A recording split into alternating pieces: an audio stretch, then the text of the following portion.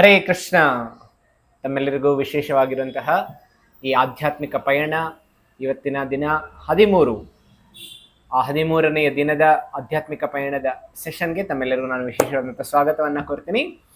ತಾವೆಲ್ಲರೂ ತಮ್ಮ ಎಷ್ಟೊಂದು ಅಮೂಲ್ಯವಾಗಿರುವಂಥ ಸಮಯವನ್ನು ಆಧ್ಯಾತ್ಮಿಕ ಜ್ಞಾನವನ್ನು ಪಡ್ಕೊಳ್ಳೋದಕ್ಕೆ ವ್ಯಯ ಮಾಡ್ತಾ ಇದ್ದೀವಿ. ಇದು ತುಂಬ ಕಲಿಯುಗದಲ್ಲಿ ಇದು ತುಂಬ ವಿರಳ. ನಿಮ್ಮೆಲ್ಲರ ಈ ವಿಶೇಷವಾಗಿರುವಂಥ ಸ್ಫೂರ್ತಿ ಮತ್ತು ಉತ್ಸಾಹವನ್ನು ನೋಡಿ ನನಗೆ ತುಂಬ ಸಂತೋಷ ಆಗುತ್ತೆ. ಇವತ್ತು ನಾವು ಚರ್ಚೆ ಮಾಡ್ತಾ ಇದ್ದೀವಿ ಹೇಗೆ ಜೀವಿ ಕರ್ಮ ಬಂಧನದಲ್ಲಿ ಒಳಗಾಗ್ತಾನೆ, ಆಮೇಲೆ ಈ ಕರ್ಮ ಬಂಧನದಿಂದ ಹೇಗೆ ಮುಕ್ತಿಯನ್ನು ಪಡೆಯುವಂಥದ್ದು, ಆಮೇಲೆ ಈ ಬಂಧನ ಅಂತ ಹೇಳಿದ್ರೆ ಏನು, ಬಂಧನದ ಸ್ವರೂಪ ಏನು, ಈ ತ್ರಿಗುಣಗಳು ಮಾಯಾ, ಸತ್ವ, ರಜ, ತಮ, ಇದರ ಬಗ್ಗೆ ಎಲ್ಲ ಚರ್ಚೆ ಮಾಡ್ತೀವಿ. ಆಮೇಲೆ ಈ ಸಂಪೂರ್ಣ ಬಂಧನದಿಂದ ಹೇಗೆ ಆಚೆ ಬರೋದಕ್ಕೆ ಸಾಧ್ಯ ಆಗುತ್ತೆ ಒಬ್ಬ ಜೀವಿಗೆ, ಆಮೇಲೆ ಭಗವಂತನ ಸ್ಥಾನ ಏನು, ಪ್ರಕೃತಿ, ಈ ಪ್ರಕೃತಿಯ ಬಂಧನದಿಂದ ಭಗವಂತನೂ ಪ್ರಕೃತಿ ಒಳಗಡೆ ಬರ್ತಾರ, ಇದರಿಂದ ಆಚೆ ಬರ್ತಾರ, ಅದೆಲ್ಲವನ್ನು ನಾವು ಇವತ್ತು ತಿಳ್ಕೊಳ್ಳೋಣ. ಬನ್ನಿ ನಾವು ಪ್ರಾರ್ಥನೆಯ ಮೂಲಕ ಪ್ರಾರಂಭವನ್ನ ಮಾಡೋಣ. ಓಂ ಅಜ್ಞಾನ ತಿಮಿರಾಂಧಸ್ಯ ಜ್ಞಾನಾಂಜನ ಶಲಾಕಯ ಚಕ್ಷುರುನ್ಮೀಲಿತಂ ಯೇನ ತಸ್ಮೈ ಶ್ರೀ ಗುರವೇ ನಮಃ. ನಮೋ ಓಂ ವಿಷ್ಣುಪಾದಾಯ ಕೃಷ್ಣಪ್ರೇಷ್ಠಾಯ ಭೂತಲೆ ಶ್ರೀಮತೆ ಭಕ್ತಿವೇದಾಂತ ಸ್ವಾಮಿನ್ನಿತಿ ನಾಮಿನೆ. ನಮಸ್ತೆ ಸಾರಸ್ವತೆ ದೇವೆ ಗೌರವಾಣಿ ಪ್ರಚಾರಿಣಿ ನಿರ್ವಿಶೇಷ ಶೂನ್ಯವಾದಿ ಪಾಶ್ಚಾತ್ಯ ದೇಶತಾರಿಣಿ. ಜಯ ಶ್ರೀ ಕೃಷ್ಣ ಚೈತನ್ಯ ಪ್ರಭು ನಿತ್ಯಾನಂದ ಶ್ರೀ ಅದ್ವೈತ ಗದಾಧರ ಶ್ರೀವಾಸಾದಿ ಗೌರಭಕ್ತವೃಂದ. ಹರೇ ಕೃಷ್ಣ ಕೃಷ್ಣ ಕೃಷ್ಣ ಹರೇ ಹರೇ, ಹರೇ ರಾಮ ರಾಮ ರಾಮ ಹರೇ ಹರೇ.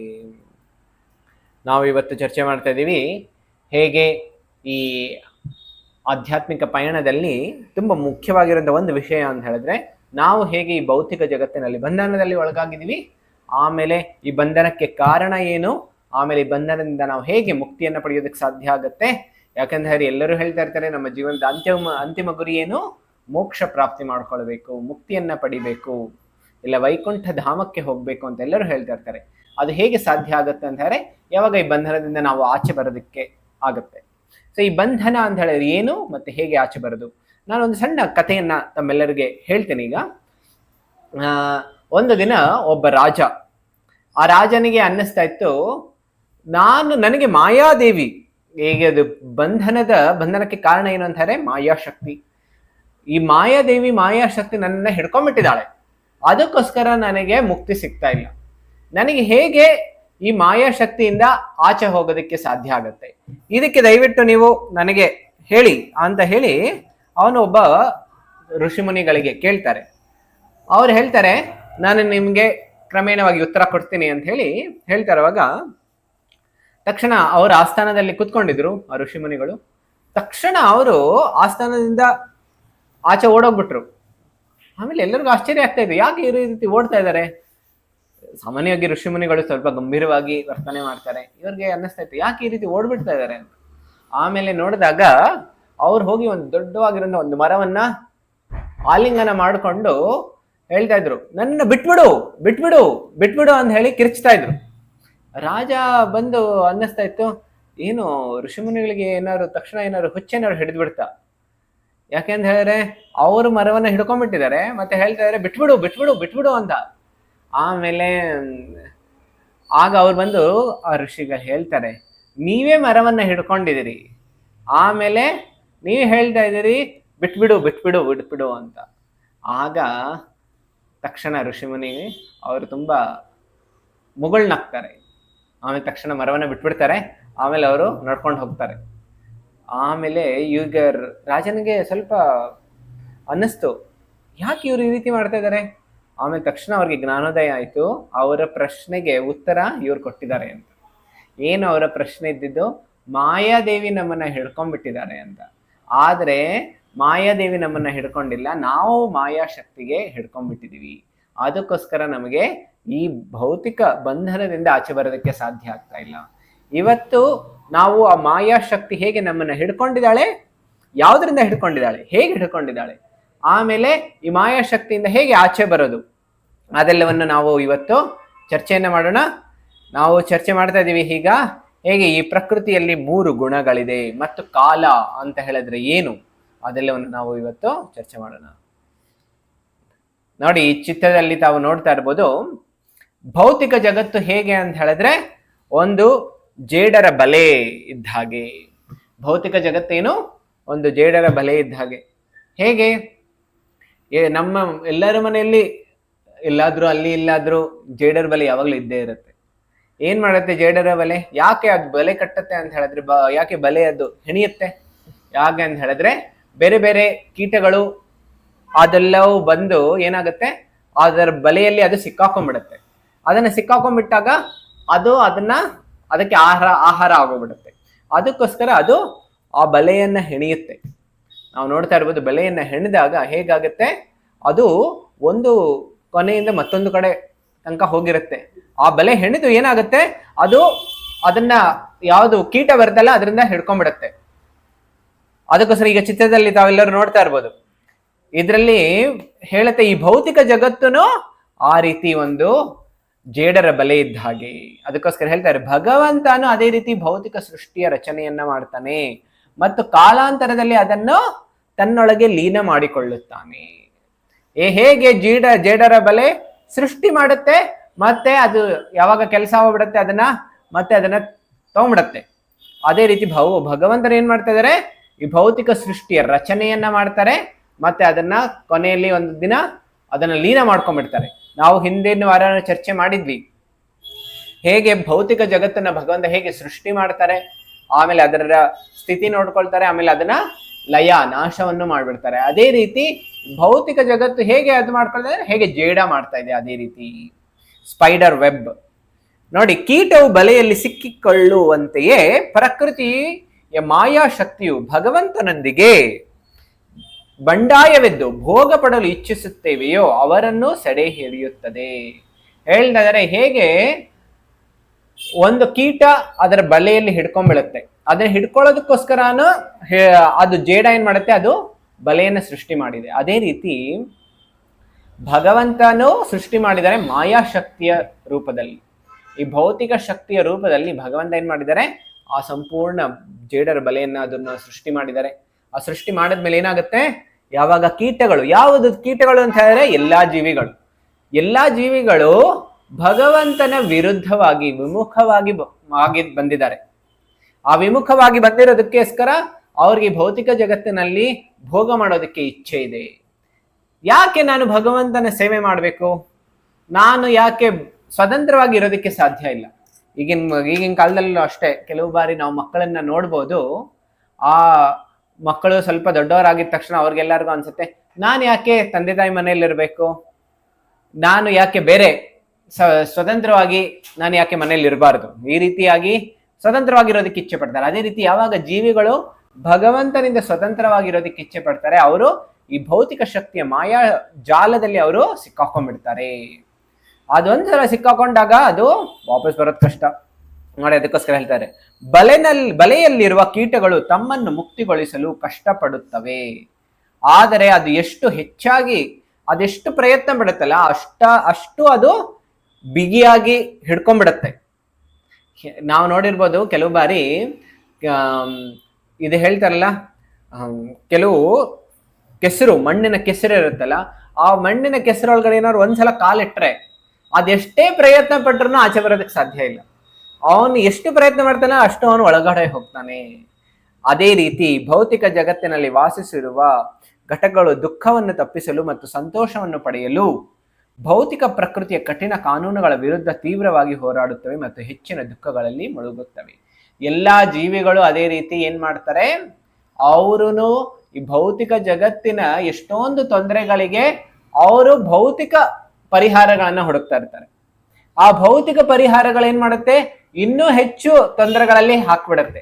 ಒಂದು ಸಣ್ಣ ಉದಾಹರಣೆ ಕೊಡಬೇಕು ಅಂತ ಹೇಳಿದ್ರೆ, ಎಲ್ಲರಿಗೂ ಅನ್ನಿಸ್ತಾ ಇತ್ತು, ನಾವು ಒಂದು ಪ್ರದೇಶದಿಂದ ಮತ್ತೊಂದು ಪ್ರದೇಶಕ್ಕೆ ಹೋಗ್ಬೇಕು ಅಂದ್ರೆ ಏನ್ ಮಾಡ್ಬೇಕಾಗತ್ತೆ, ನಡ್ಕೊಂಡು ಹೋಗ್ಬೇಕಾಗತ್ತೆ. ನಡ್ಕೊಂಡು ಹೋಗ್ಬೇಕಂದ್ರೆ ಎಷ್ಟೊಂದು ಆಯಾಸ, ಎಷ್ಟು ದಿನಗಳಾಗೋಗ್ಬಿಡುತ್ತೆ. ಅದಕ್ಕೋಸ್ಕರ ಅವ್ರಿಗೆ ಅನ್ನಿಸ್ತಾ ಇತ್ತು, ನಾವು ಯಾಕೆ ಯಾವ್ದಾದ್ರು ಒಂದು ಆಟೋಮೊಬೈಲ್ಸ್, ಕಾರ್, ವೆಹಿಕಲ್ಸ್ ಅದನ್ನೆಲ್ಲ ನಾವು ಅನ್ವೇಷಣೆ ಏನಾದ್ರು ಮಾಡ್ಬಿಟ್ರೆ ಏನಾಗುತ್ತೆ, ನಾವು ಸುಗಮವಾಗಿ ಹೋಗ್ಬಿಡ್ಬೋದು ಅಂತ. ಅದಕ್ಕೋಸ್ಕರ ಎಷ್ಟೊಂದು ಇಂಡಸ್ಟ್ರೀಸ್ ಬಂತು. ಆದರೆ ಎಲ್ಲ ಇಂಡಸ್ಟ್ರೀಸ್ ಏನೋ ಆಯ್ತು, ಆದ್ರೆ ಏನೆಲ್ಲ ತೊಂದರೆಗಳು ಬಂತು ಸ್ವಲ್ಪ ಆಲೋಚನೆ ಮಾಡಿ. ಆ ಇಂಡಸ್ಟ್ರೀಸ್ ಬಂದಿದ ತಕ್ಷಣ ಏನಾಯ್ತು, ಎಷ್ಟೊಂದು ಪೊಲ್ಯೂಷನ್ ಸ್ಟಾರ್ಟ್ ಆಯ್ತು. ಏರ್ ಪೊಲ್ಯೂಷನ್ ಆಗ್ತಾ ಇದೆ, ಆಮೇಲೆ ನಾಯ್ಸ್ ಪೊಲ್ಯೂಷನ್ ಆಗ್ತಾ ಇದೆ, ಗಾಳಿ. ಆಮೇಲೆ ಅದಷ್ಟೇ ಅಲ್ಲ, ಎಷ್ಟೊಂದು ನದಿಗಳು ಅಷ್ಟೇ, ಎಷ್ಟೊಂದು ಆ ಇಂಡಸ್ಟ್ರಿಯಲ್ ವೇಸ್ಟ್ ಎಲ್ಲ ನದಿಗಳಿಗೆ ಹೋಗ್ತಾ ಇದೆ. ಅದಷ್ಟೇ ಅಲ್ಲ, ಎಷ್ಟೊಂದು ಟ್ರಾಫಿಕ್ ಜಾಮ್ ಆಗ್ತಾ ಇದೆ, ಆಮೇಲೆ ಆಕ್ಸಿಡೆಂಟ್ಸ್ ಆಗ್ತಾ ಇದೆ, ಆಮೇಲೆ ರೋಡ್ಸ್ ಅನ್ನ ಕನ್ಸ್ಟ್ರಕ್ಟ್ ಮಾಡ್ಬೇಕು ಅಂದ್ರೆ ಎಷ್ಟೊಂದು ಪರಿಶ್ರಮ ಆಗ್ತಾ ಇದೆ, ಆಮೇಲೆ ಪೆಟ್ರೋಲಿಂದಾನು ಎಷ್ಟೊಂದು ತೊಂದರೆಗಳಾಗ್ತಾ ಇದೆ. ಈ ರೀತಿ ಒಂದು ಸೊಲ್ಯೂಷನ್ ಹುಡುಕೋದಕ್ಕೆ ಹೋದ್ರೆ ಭೌತಿಕ ಜಗತ್ತಿನಲ್ಲಿ ಇನ್ನು 10 ಪ್ರಾಬ್ಲಮ್ಸ್ಗಳು ಸೃಷ್ಟಿ ಆಗ್ಬಿಡುತ್ತೆ. ಅದೇ ರೀತಿ ಹೇಳ್ತಾ ಇದೆ, ಭೌತಿಕ ಜಗತ್ತಿನಲ್ಲಿ ಅದು ಇನ್ನೂ ದುಃಖಗಳನ್ನ ಹೆಚ್ಚು ಮಾಡುತ್ತೆ.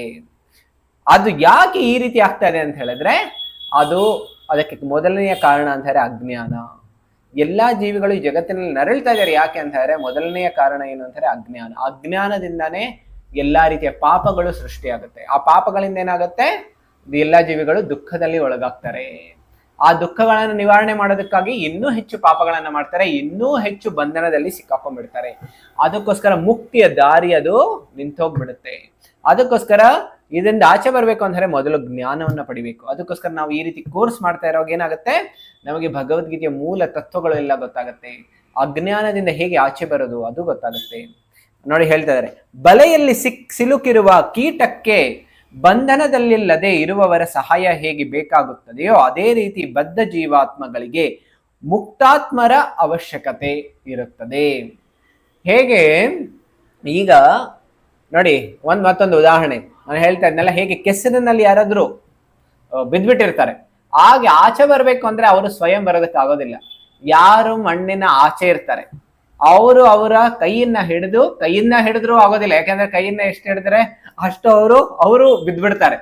ಅದಕ್ಕೋಸ್ಕರ ಸಾಮಾನ್ಯವಾಗಿ ಏನ್ ಮಾಡ್ತಾರೆ, ಹಳ್ಳಿಗಳಲ್ಲೆಲ್ಲ ಮರಕ್ಕೆ ಒಂದು ಹಗ್ಗ ಕಟ್ಟಿ ಆ ಹಗ್ಗವನ್ನ ಕೊಡ್ತಾರೆ. ಆ ಹಗ್ಗವನ್ನ ಹಿಡ್ಕೊಂಡು ಅವನು ಆಚೆ ಬರೋದಕ್ಕೆ ಸಾಧ್ಯ ಆಗುತ್ತೆ. ಅದೇ ರೀತಿ ನಮಗೆ ಏನ್ ಬೇಕಾಗುತ್ತೆ, ಒಬ್ಬ ಮುಕ್ತಾತ್ಮರು, ಯಾರು ಈ ಭೌತಿಕ ಜಗತ್ತಿನ ತ್ರಿಗುಣಗಳ ಪ್ರಭಾವದಲ್ಲಿಲ್ಲ, ಅವರ ಸಹಾಯದಿಂದ ಏನಾಗುತ್ತೆ, ನಾವು ಈ ಬಂಧನದಿಂದ ಆಚೆ ಬರೋದಕ್ಕೆ ಸಾಧ್ಯ ಆಗುತ್ತೆ. ಹೇಗೆ ಆ ಜೇಡ ಬೇಕಾದ್ರೆ, ಜೇಡದ ಬಲೆಯಲ್ಲಿ ಸಿಕ್ಕಾಕೊಂಡಿದೆ ಕೀಟ, ಅದು ಎಲ್ಲಿ ತನಕ ಅಲ್ಲೇ ಒದ್ದಾಡ್ತಾ ಇರುತ್ತೆ, ಅದು ಸಿಕ್ಕಾಕೊಂಡ್ಬಿಡುತ್ತೆ. ಅದರಿಂದ ಆಚೆ ಬರ್ಬೇಕು ಅಂತ ಹೇಳಿದ್ರೆ ಯಾರು ಆ ಬಲೆಯ ಆಚೆ ಇರ್ತಾರೆ ಅವರಿಂದ ಅದು ಬರೋದಕ್ಕೆ ಸಾಧ್ಯ ಆಗುತ್ತೆ. ಅದೇ ರೀತಿ ನಮಗೆ ಮುಕ್ತಿ ಬೇಕು ಅಂತ ಹೇಳಿದ್ರೆ ಭೌತಿಕ ಜಗತ್ತಿನ ಬಂಧನದಿಂದ ಯಾರು ಆಚೆ ಇದ್ದಾರೆ, ಮುಕ್ತಿಯನ್ನು ಆಲ್ರೆಡಿ ಪಡೆದಿದ್ದಾರೆ, ಅವರ ಸಹಾಯದಿಂದ ಮಾತ್ರ ನಮಗೆ ಮುಕ್ತಿ ಸಿಗೋದಕ್ಕೆ ಸಾಧ್ಯ ಆಗುತ್ತೆ. ಅದು ಆಮೇಲೆ ಅದಕ್ಕೋಸ್ಕರ ಹೇಳ್ತಾ ಇದ್ದಾರೆ, ಜೇಡರ ಬಲೆಯಲ್ಲಿ ಸಿಕ್ಕಿ ಹಾಕಿಕೊಳ್ಳುವುದಿಲ್ಲ ಭಗವಂತನೂ ಜೇಡರ ಬಲೆಯಲ್ಲಿ ಸಿಕ್ಕಾಕೊಂಡಿಲ್ಲ. ಅದಕ್ಕೋಸ್ಕರ ಅವರು ನಮಗೆ ಮುಕ್ತಿಯನ್ನ ಕೊಡೋದಕ್ಕೆ ಸಾಧ್ಯ ಆಗುತ್ತೆ. ಆದ್ರೆ ನಾವೆಲ್ಲರೂ ಬಂಧನದಲ್ಲಿದ್ದೀವಿ, ಅದಕ್ಕೋಸ್ಕರ ನಾವು ಏನಾಗ್ತೀವಿ, ನಾವು ಅದರಿಂದ ಆಚೆ ಬರೋದಕ್ಕೆ ಸಾಧ್ಯ ಇಲ್ಲ. ಈಗ ಈ ಬಂಧನ ಅಂತ ಹೇಳಿದ್ರೆ ಏನು, ಅದಕ್ಕೋಸ್ಕರ ಹೇಳ್ತಾರೆ ಇದು ಪ್ರಕೃತಿಯ 3 ಗುಣಗಳು ಅಂತ. ನಾವು ಈ ಚಿತ್ರದಲ್ಲಿ ನೋಡ್ತಾ ಇರ್ಬೋದಲ್ಲ, ಕೆಲವ್ರಿಗೆ ಅನ್ಸುತ್ತೆ ನಾವು ಹೇಗೆ ಬಂಧನದಲ್ಲಿದ್ದೀವಿ, ಎಷ್ಟೊಂದು ಫ್ರೀಡಮ್ ಇದೆಯಲ್ಲ ನಮಗೆ, ಹೇಗೆ ಬಂಧನದಲ್ಲಿದ್ದೀವಿ ನೋಡಿ, ನಾನು ಎಲ್ಲಿ ಬೇಕಾದ್ರೂ ತಿರುಗಾಡ್ಬೋದು, ಆಮೇಲೆ ಯಾವಾಗ ಬೇಕಾದ್ರೂ ಮಲ್ಕೊಳ್ಬೋದು, ಯಾವಾಗ ಬೇಕಾದ್ರೂ ಹೇಳ್ಬೋದು, ಏನ್ ಕೆಲಸ ಬೇಕಾದ್ರೂ ಮಾಡ್ಬೋದು ನಾನು. ಆದ್ರೆ ನೋಡಿ ಹೇಗೆ ಬಂಧನದಲ್ಲಿದ್ದೀವಿ ಅಂತ ಹೇಳಿದ್ರೆ, ಕೆಲವು ಸಾರಿ ನಮಗೆ ಬೇಡ ಅಂತ ಹೇಳಿದ್ರೆ ನಮಗೆ ನಮ್ಮ ಜೀವನದಲ್ಲಿ ದುಃಖಗಳು ಬರುತ್ತೆ, ಹೌದಲ್ಲ? ನಮ್ಗೆ ಬೇಡ ಅನ್ನಿಸ್ತಾ ಇದೆ, ಅದ್ರದ್ದು ಯಾಕೆ ದುಃಖಗಳು ಬರ್ತಾ ಇದೆ? ಕೆಲವು ಸಲ ನಮಗೆ ಕೆಟ್ಟ ಕಾರ್ಯ ಮಾಡೋದಕ್ಕೆ ಇಷ್ಟ ಇಲ್ಲ, ಆದ್ರೂ ನಮ್ಗೆ ಏನೋ ಅನ್ಸ್ತಾ ಇದೆ, ಯಾರೋ ಒಳಗಡೆಯಿಂದ ನಮಗೆ ದೂಕ್ತಾ ಇದ್ದಾರೆ ಆ ಕೆಟ್ಟ ಕಾರ್ಯವನ್ನು ಮಾಡೋದಕ್ಕೆ ಅಂತ. ಯಾರು? ಹಾಗಿದ್ರೆ ನಮ್ಮ ಅಧೀನತೆಯಿಂದ ನಮ್ಮನ್ನ ಯಾರೋ ಅಧೀನದಲ್ಲಿ ಇಟ್ಕೊಂಡು ನಮ್ಮಿಂದ ಎಷ್ಟೋ ಕೆಲಸವನ್ನ ಮಾಡಿಸ್ತಾ ಇದ್ದಾರೆ ಅನ್ಸುತ್ತೆ. ಅದು ಯಾರು ಅಂದ್ರೆ ಈ 3 ಗುಣಗಳು. ಯಾರು ಆ 3 ಗುಣಗಳು ಅಂತ ಹೇಳಿದ್ರೆ, ನಾವು ಈ ಚಿತ್ರದಲ್ಲಿ ನೋಡ್ತಾ ಇರ್ಬೋದು, 3 ಸ್ತ್ರೀಯರು ಕಾಣಿಸ್ತಾ ಇದ್ದಾರೆ, ಹೌದಲ್ಲ? ಅದು 3 ಭಗವಂತನ ಶಕ್ತಿ. ಆ 3 ಭಗವಂತನ ಶಕ್ತಿ ಏನ್ ಮಾಡ್ತಾ ಇದೆ, ಅದು ಪ್ರಕೃತಿಯ ಸ್ವರೂಪವಾಗಿದೆ. ಆಮೇಲೆ ನೀವು ನೋಡ್ತಾ ಇರ್ಬೋದು, ಈ 3 ಸ್ತ್ರೀಯರ ಕೈಗಳಲ್ಲಿ ಏನಿದೆ, ಸೂತ್ರಗಳಿದೆ. ಆ ಸೂತ್ರಗಳಿಂದ, ದಾರಗಳಿಂದ ಅದೇನ್ ಮಾಡ್ತದೆ, ಬೇರೆ ಬೇರೆ ಮನುಷ್ಯನ ಕೈ ಕಾಲುಗಳು ಅದನ್ನೆಲ್ಲ ಹಿಡ್ಕೊಂಡು ಆಡಿಸ್ತಾ ಇದ್ದಾರೆ. ಆಮೇಲೆ ಮನುಷ್ಯರು ಕೆಲಸ ಮಾಡ್ತಾ ಇದ್ದಾರೆ. ಅದೇ ರೀತಿ ನಮ್ಮೆಲ್ಲರ ಜೀವನದಲ್ಲಿನೂ ಈ ರೀತಿ ನಮ್ಮನ್ನ ಯಾರೋ ಹಿಡ್ಕೊಂಡು ನಮ್ಮಿಂದ ಕೆಲಸ ಮಾಡಿಸ್ತಾ ಇದ್ದಾರೆ. ಅದು ಯಾರು ಅಂದರೆ ಈ ಮೂರು ಗುಣಗಳು. ನೋಡಿ ಯಾವುದು ಅಂತ ಹೇಳಿದ್ರೆ ಮೊದಲನೇದು ತಮೋಗುಣ, ಎರಡನೇದು ರಜೋಗುಣ, ಮತ್ತೆ ಮೂರನೇದು ಸತ್ವಗುಣ. ಅದಕ್ಕೋಸ್ಕರ ಹೇಳ್ತಾರೆ ಮೊದಲನೇದು ತಮೋಗುಣದ ಲಕ್ಷಣ ಏನು ಅಂದ್ರೆ ಅಜ್ಞಾನ, ರಜೋಗುಣದ ಲಕ್ಷಣ ಏನು ಅಂದ್ರೆ ಪರಿಶ್ರಮ, ಸತ್ವಗುಣದ ಲಕ್ಷಣ ಏನು ಅಂದ್ರೆ ಅದು ಒಳ್ಳೆಯತನ ಇಲ್ಲ ಜ್ಞಾನನೂ ಹೌದು. ಸತ್ವಗುಣದಲ್ಲಿ ಜ್ಞಾನ ಇರುತ್ತೆ ಮತ್ತು ಸುಖ ಇರುತ್ತೆ. ರಜೋಗುಣದಲ್ಲಿ ಪರಿಶ್ರಮ ಇರುತ್ತೆ ಮತ್ತು ಯಾವಾಗ್ಲೂ ಅಸ್ಥಿರತೆ ಇರುತ್ತೆ. ತಮೋಗುಣದಲ್ಲಿ ಅಜ್ಞಾನ ಮತ್ತು ಆಲಸ್ಯ ಇರುತ್ತೆ. ಈ ರೀತಿ ತಮೋಗುಣ, ರಜೋಗುಣ ಮತ್ತು ಸತ್ವಗುಣ ಈ ಮೂರು ಗುಣಗಳು ಏನ್ ಮಾಡ್ತಾ ಇದೆ, ನಮ್ಮನ್ನ ಹಿಡ್ಕೊಂಡಿದೆ. ತಮೋಗುಣದ ಬಣ್ಣ ಯಾವುದು ಅಂತ ಹೇಳಿದ್ರೆ ನೀಲಿ ಬಣ್ಣ. ನಾವು ನೋಡ್ತಾ ಇರ್ಬೋದು ಆಕೆಯ ಅವಳ ಬಟ್ಟೆಯ ಬಣ್ಣಗಳು ನೋಡಿ, ನೀಲಿ ಬಣ್ಣ ಇದೆ. ಆಮೇಲೆ ರಜೋಗುಣದ ಸ್ತ್ರೀಯ ಬಣ್ಣ ನೋಡಿದ್ರೆ ಅದ್ಯಾವ್ದಿದೆ, ಕೆಂಪು. ಆಮೇಲೆ ಸತ್ವಗುಣದ ಸ್ತ್ರೀ ಅವಳ ಬಣ್ಣ ಶ್ವೇತ ವಸ್ತ್ರ, ಇಲ್ಲ ಅಂತ ಹೇಳಿದ್ರೆ ಹಳದಿ, ಆ ರೀತಿ ಬಣ್ಣಗಳಿರುತ್ತೆ. ನೋಡಿ ಹೇಳ್ತಾರೆ ಪ್ರಕೃತಿಯ ಪ್ರಕೃತಿಯು ಈ ಮೂರು ಗುಣಗಳಿಂದ ಯುಕ್ತವಾಗಿದೆ. ಇವು ಏನ್ ಮಾಡುತ್ತೆ, ಜೀವಿಗಳನ್ನ ಬದ್ಧತೆಯಲ್ಲಿ ಇಟ್ಕೊಂಡಿರುತ್ತೆ. ನಮ್ಮನ್ನೆಲ್ಲರನ್ನು ಹಿಡಿದಿಟ್ಕೊಂಡಿರೋದು ಯಾರು ಅಂತ ಹೇಳಿದ್ರೆ ಈ ಮೂರು ಗುಣಗಳು. ಈ ಮೂರು ಗುಣಗಳು ಪ್ರಕೃತಿ. ನಾವು ಹಿಂದೆನೂ ಚರ್ಚೆ ಮಾಡ್ತಾ ಇದ್ವಿ, ಭಗವದ್ಗೀತೆಯಲ್ಲಿ 5 ವಿಷಯಗಳಿದೆ ಅಂತ. ಯಾವುದೆಲ್ಲ, ಈಶ್ವರ, ಜೀವ, ಪ್ರಕೃತಿ, ಕಾಲ ಮತ್ತು ಕರ್ಮ. ನಾವು ಈಶ್ವರನ ಬಗ್ಗೆ ಚರ್ಚೆ ಮಾಡಿದೀವಿ, ಜೀವದ ಬಗ್ಗೆ ಚರ್ಚೆ ಮಾಡಿದೀವಿ, ಕರ್ಮದ ಬಗ್ಗೆ ಚರ್ಚೆ ಮಾಡಿದೀವಿ. ಇವತ್ತು ನಾವು ಪ್ರಕೃತಿಯ ಬಗ್ಗೆ ಚರ್ಚೆ ಮಾಡ್ತಾ ಇದೀವಿ. ಹಿಂದಿನ ವಾರ ನಾವು ಪ್ರಕೃತಿಯ ಬಗ್ಗೆ ಚರ್ಚೆ ಮಾಡಿದ್ವಿ, ಆಧ್ಯಾತ್ಮಿಕ ಪ್ರಕೃತಿ ಮತ್ತು ಭೌತಿಕ ಪ್ರಕೃತಿ. ಹೇಗೆ ಆಧ್ಯಾತ್ಮಿಕ ಜಗತ್ತು ಸೃಷ್ಟಿಯಾಗತ್ತೆ ಮತ್ತು ಭೌತಿಕ ಜಗತ್ತಿನ ಲಕ್ಷಣಗಳು ಅವೆಲ್ಲವನ್ನ ಚರ್ಚೆ ಮಾಡಿದ್ವಿ. ಆಮೇಲೆ ಇವತ್ತು ನಾವು ಈ ಪ್ರಕೃತಿಯ ಬಗ್ಗೆ ಇನ್ನೂ ಆಳವಾದ ಚರ್ಚೆಯನ್ನ ಮಾಡ್ತಾ ಇದೀವಿ. ಆಮೇಲೆ ಇವತ್ತು ಸ್ವಲ್ಪ ಕಾಲದ ಬಗ್ಗೆನೂ ನಾವು ಇವತ್ತು ಚರ್ಚೆಯನ್ನ ಮಾಡೋರಿದ್ದೀವಿ. ಸೊ ಈ ರೀತಿ ಈ ಮೂರು ಗುಣಗಳಿದೆಯಲ್ಲ, ಈ ಮೂರು ಗುಣಗಳ ಮಿಶ್ರಣದಿಂದ ಅನೇಕ ಪ್ರಕಾರದ ಸಂಗತಿಗಳು, ಸನ್ನಿವೇಶಗಳು ನಿರ್ಮಾಣ ಆಗುತ್ತೆ. ಹೇಗೆ ಕಲರ್ಸ್ ಈಗ ಈ ಚಿತ್ರದಲ್ಲಿ ಒಂದು ಸಣ್ಣ ಇದ್ರಲ್ಲಿ ನೋಡ್ತಾ ಇದ್ರೆ ನೀವು ಎಷ್ಟೊಂದು ಬಣ್ಣಗಳು ಇದೆ. ಆದ್ರೆ ಈ ಬಣ್ಣಗಳು ಆಗಿರೋದು ಪ್ರಮುಖವಾಗಿ 3 ಬಣ್ಣಗಳಿಂದ ಅಷ್ಟೇ. ನೀವು ನೋಡಿ ಯಾವೆಲ್ಲ ಬಣ್ಣಗಳು ಕಾಣಿಸ್ತಾ ಇದೆ ನಮಗೆ, ಯಾವೆಲ್ಲ ಬಣ್ಣಗಳು ಕಾಣಿಸ್ತಾ ಇದೆ, ಒಂದು ನೀಲಿ, ಒಂದೊಂದು ಹಳದಿ, ಮತ್ತೊಂದು ಕೆಂಪು. ಈ 3 ಗುಣಗಳನ್ನ ನಾವು ಯಾವಾಗ ಮಿಕ್ಸ್ ಮಾಡ್ತೀವಿ ಏನಾಗತ್ತೆ, ಬೇರೆ ಬೇರೆ ಬಣ್ಣಗಳು ಸೃಷ್ಟಿಯಾಗತ್ತೆ. ಯಾವಾಗ ನೀಲಿ ಮತ್ತು ಹಳದಿ ನಾವು ಮಿಕ್ಸ್ ಮಾಡ್ತೀವಿ ಆಗ ಏನಾಗತ್ತೆ, ಗ್ರೀನ್ ಸೃಷ್ಟಿಯಾಗತ್ತೆ. ಯಾವಾಗ ರೆಡ್ ಮತ್ತೆ ಯೆಲ್ಲೋ ಮಾಡ್ತೀವಿ ಆಗ ಆರೆಂಜ್ ಬರುತ್ತೆ. ಯಾವಾಗ ಬ್ಲೂ ಮತ್ತೆ ರೆಡ್ ಮಿಕ್ಸ್ ಮಾಡಿದ್ರೆ ಪರ್ಪಲ್ ಕಲರ್ ಬರುತ್ತೆ. ಆಮೇಲೆ ಬೇರೆ ಬೇರೆ ಅದೇ ರೀತಿ ಮತ್ತೆ ಮಾಡ್ತಾ ಇದ್ರೆ ಮತ್ತೆ ಇನ್ನು ಎಷ್ಟೊಂದು ಕಲರ್ಸ್ ಬರುತ್ತೆ. ಈ ರೀತಿ ಬೇರೆ ಬೇರೆ ಪ್ರಮಾಣದಲ್ಲಿ ನಾವು ಎಷ್ಟು ಮಿಕ್ಸ್ ಮಾಡ್ತಾ ಇರ್ತೀವಲ್ಲ ಅಷ್ಟೊಂದು ಬಣ್ಣಗಳು ಬರುತ್ತೆ. ಅಸಂಖ್ಯಾತ ಬಣ್ಣಗಳಿದೆ. ನಾವು ಇಷ್ಟೇ ಬಣ್ಣಗಳು ಇದೆ ಅಂತ ಇಲ್ಲ, ಅಸಂಖ್ಯಾತವಾಗಿದೆ. ಅದೇ ರೀತಿ ಈ 3 ಗುಣಗಳು ಅಷ್ಟೇ. ಈ 3 ಗುಣಗಳು ಅಂತ ಹೇಳಿದ್ರೆ ಆ 3 ಗುಣಗಳನ್ನು ಯಾವುದಕ್ಕೆ ಹೋಲಿಸಿದ್ದಾರೆ ಅಂತ ಹೇಳಿದ್ರೆ ದಾರಗಳಿಗೆ ಹೋಲಿಸಿದ್ದಾರೆ. ಸತ್ವಗುಣ, ರಜೋಗುಣ ಮತ್ತು ತಮೋಗುಣ 3 ರೀತಿಯ ದಾರಗಳಿದೆ. ಈ 3 ದಾರಗಳನ್ನ ಹೇಗೆ ನಾವು ನೋಡಿರ್ಬೋದು, ಕೆಲವು ಸಲ ಹಗ್ಗ ಏನಾಗುತ್ತೆ, ಅದು ಒಂದರಿಂದ ಒಂದು ಮತ್ತೊಂದರ ಅದು ಹೆಣಿತಾರೆ. ಆದ್ರಿಂದ ಆ ಹಗ್ಗ ಏನಾಗುತ್ತೆ, ತುಂಬಾ ಬಲಿಷ್ಠವಾಗುತ್ತೆ.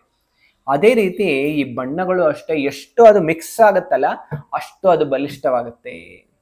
ಅದಕ್ಕೋಸ್ಕರ ಹೇಳ್ತಾ ಇದ್ದಾರೆ ಇದರಿಂದ ಅಸಂಖ್ಯಾತ ಬಣ್ಣಗಳು ಬರುತ್ತೆ, ಅಸಂಖ್ಯಾತ ಜೀವಿಗಳ ಬದ್ಧತೆಯನ್ನ ಹಿಡ್ಕೊಂಡಿರೋದಕ್ಕೆ ಸಾಧ್ಯ ಆಗುತ್ತೆ.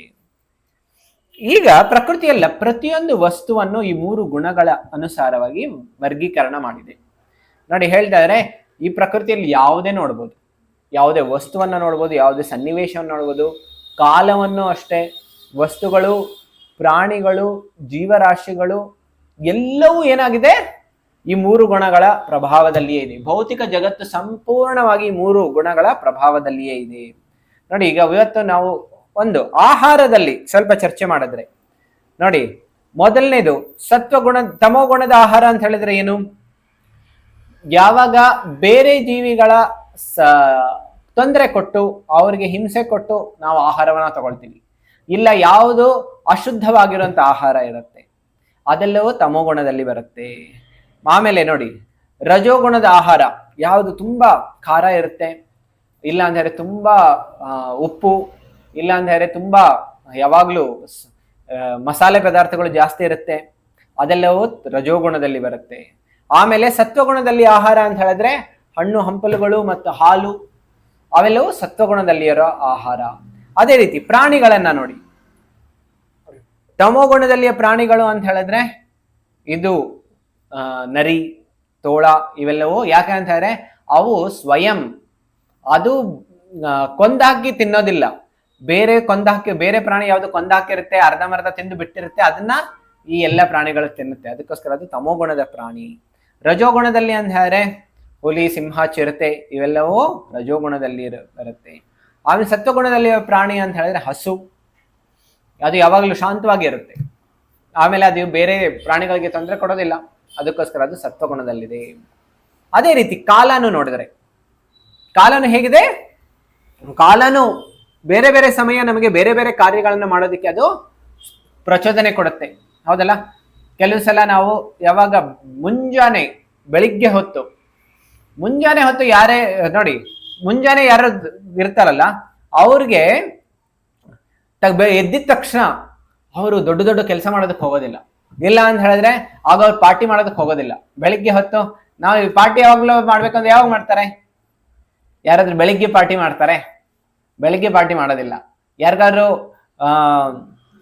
ಮದ್ಯಪಾನ ಮಾಡಬೇಕು, ಇಲ್ಲ ಅಂದ್ರೆ ಅವರು ಏನಾದ್ರು ತಿನ್ಬೇಕು ಅಂತ ಹೇಳಿದ್ರು ಬೆಳಿಗ್ಗೆ ಹೊತ್ತು ಆಗೋದಿಲ್ಲ. ಅದೇ ರೀತಿ ಅದಕ್ಕೆ ತಮೋಗುಣದ ನೋಡಿ, ಪಾರ್ಟಿ ಯಾವಾಗ್ಲೂ ಲೇಟ್ ನೈಟ್ಸ್ ಆಗುತ್ತೆ. ಯಾಕೆಂದ್ರೆ ಆ ಕಾಲ ಇರುತ್ತಲ್ಲ, ಆ ಕಾಲ ಅದಕ್ಕೆ ಆ ರೀತಿಯ ಕ್ರಿಯೆ ಮಾಡೋದಕ್ಕೆ ಅದು ಸ್ಫೂರ್ತಿ ಕೊಡುತ್ತೆ, ಪ್ರಚೋದನೆ ಕೊಡುತ್ತೆ. ಯಾವಾಗ ರಾತ್ರಿ ಸೂರ್ಯಾಸ್ತಮ ಆಗುತ್ತೆ ಆಗ್ಲೇ ಅಜ್ಞಾನ ಪ್ರಾರಂಭ ಆಗುತ್ತೆ, ಕತ್ತಲು ಪ್ರಾರಂಭ ಆಗುತ್ತೆ. ಕತ್ತಲು ಅಂತಾರೆ ಅಜ್ಞಾನ. ಆ ಕತ್ತಲಿನಲ್ಲಿ ಏನಾಗುತ್ತೆ, ಎಲ್ಲಾ ರೀತಿಯ ಕೆಟ್ಟ ಕಾರ್ಯಗಳು ಆಗುತ್ತೆ. ಆ ಕೆಟ್ಟ ಕಾರ್ಯಗಳಿಂದ ಏನಾಗುತ್ತೆ, ತಮೋಗುಣದ ಪ್ರಭಾವ ಹೆಚ್ಚಾಗುತ್ತೆ. ಆಮೇಲೆ ಸತ್ವಗುಣ ಮುಂಜಾನೆ ಬೆಳಿಗ್ಗೆ ಹೊತ್ತು ಅದು ಸತ್ವಗುಣದಲ್ಲಿ ಇರುತ್ತೆ. ಆಗ ನಾವು ದೈವಿ ಕಾರ್ಯಕ್ರಮಗಳು, ಆಮೇಲೆ ಆಧ್ಯಾತ್ಮಿಕ ಕಾರ್ಯಕ್ರಮಗಳು ಮಾಡೋದಕ್ಕೆ ನಮಗೆ ಎಷ್ಟೊಂದು ಸ್ಫೂರ್ತಿ ಕೊಡುತ್ತೆ.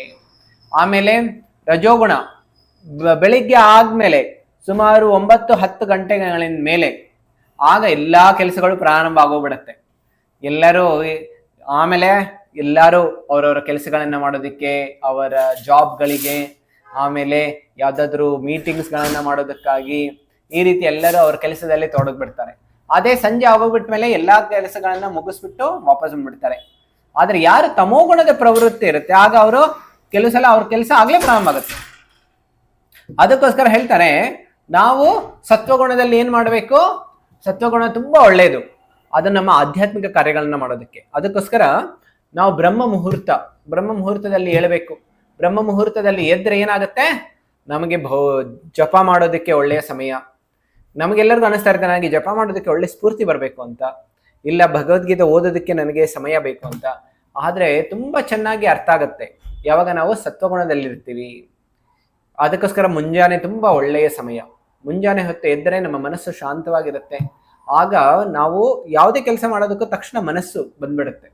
ಅದೇ ನಾವು ದಿನದ ಸಮಯದಲ್ಲಿ ಜಪ ಮಾಡೋದಕ್ಕೆ ನೋಡ್ತಾ ಇರ್ತೀವಿ, ಆದ್ರೆ ಮನಸ್ಸು ಕುತ್ಕೊಳ್ಳೋದೇ ಇಲ್ಲ. ಯಾಕೆಂತಾರೆ ಆ ಸಮಯದ ಪ್ರಭಾವ ನಮ್ಮ ಮನಸ್ಸಿನ ಮೇಲೇನು ಬೀರುತ್ತೆ.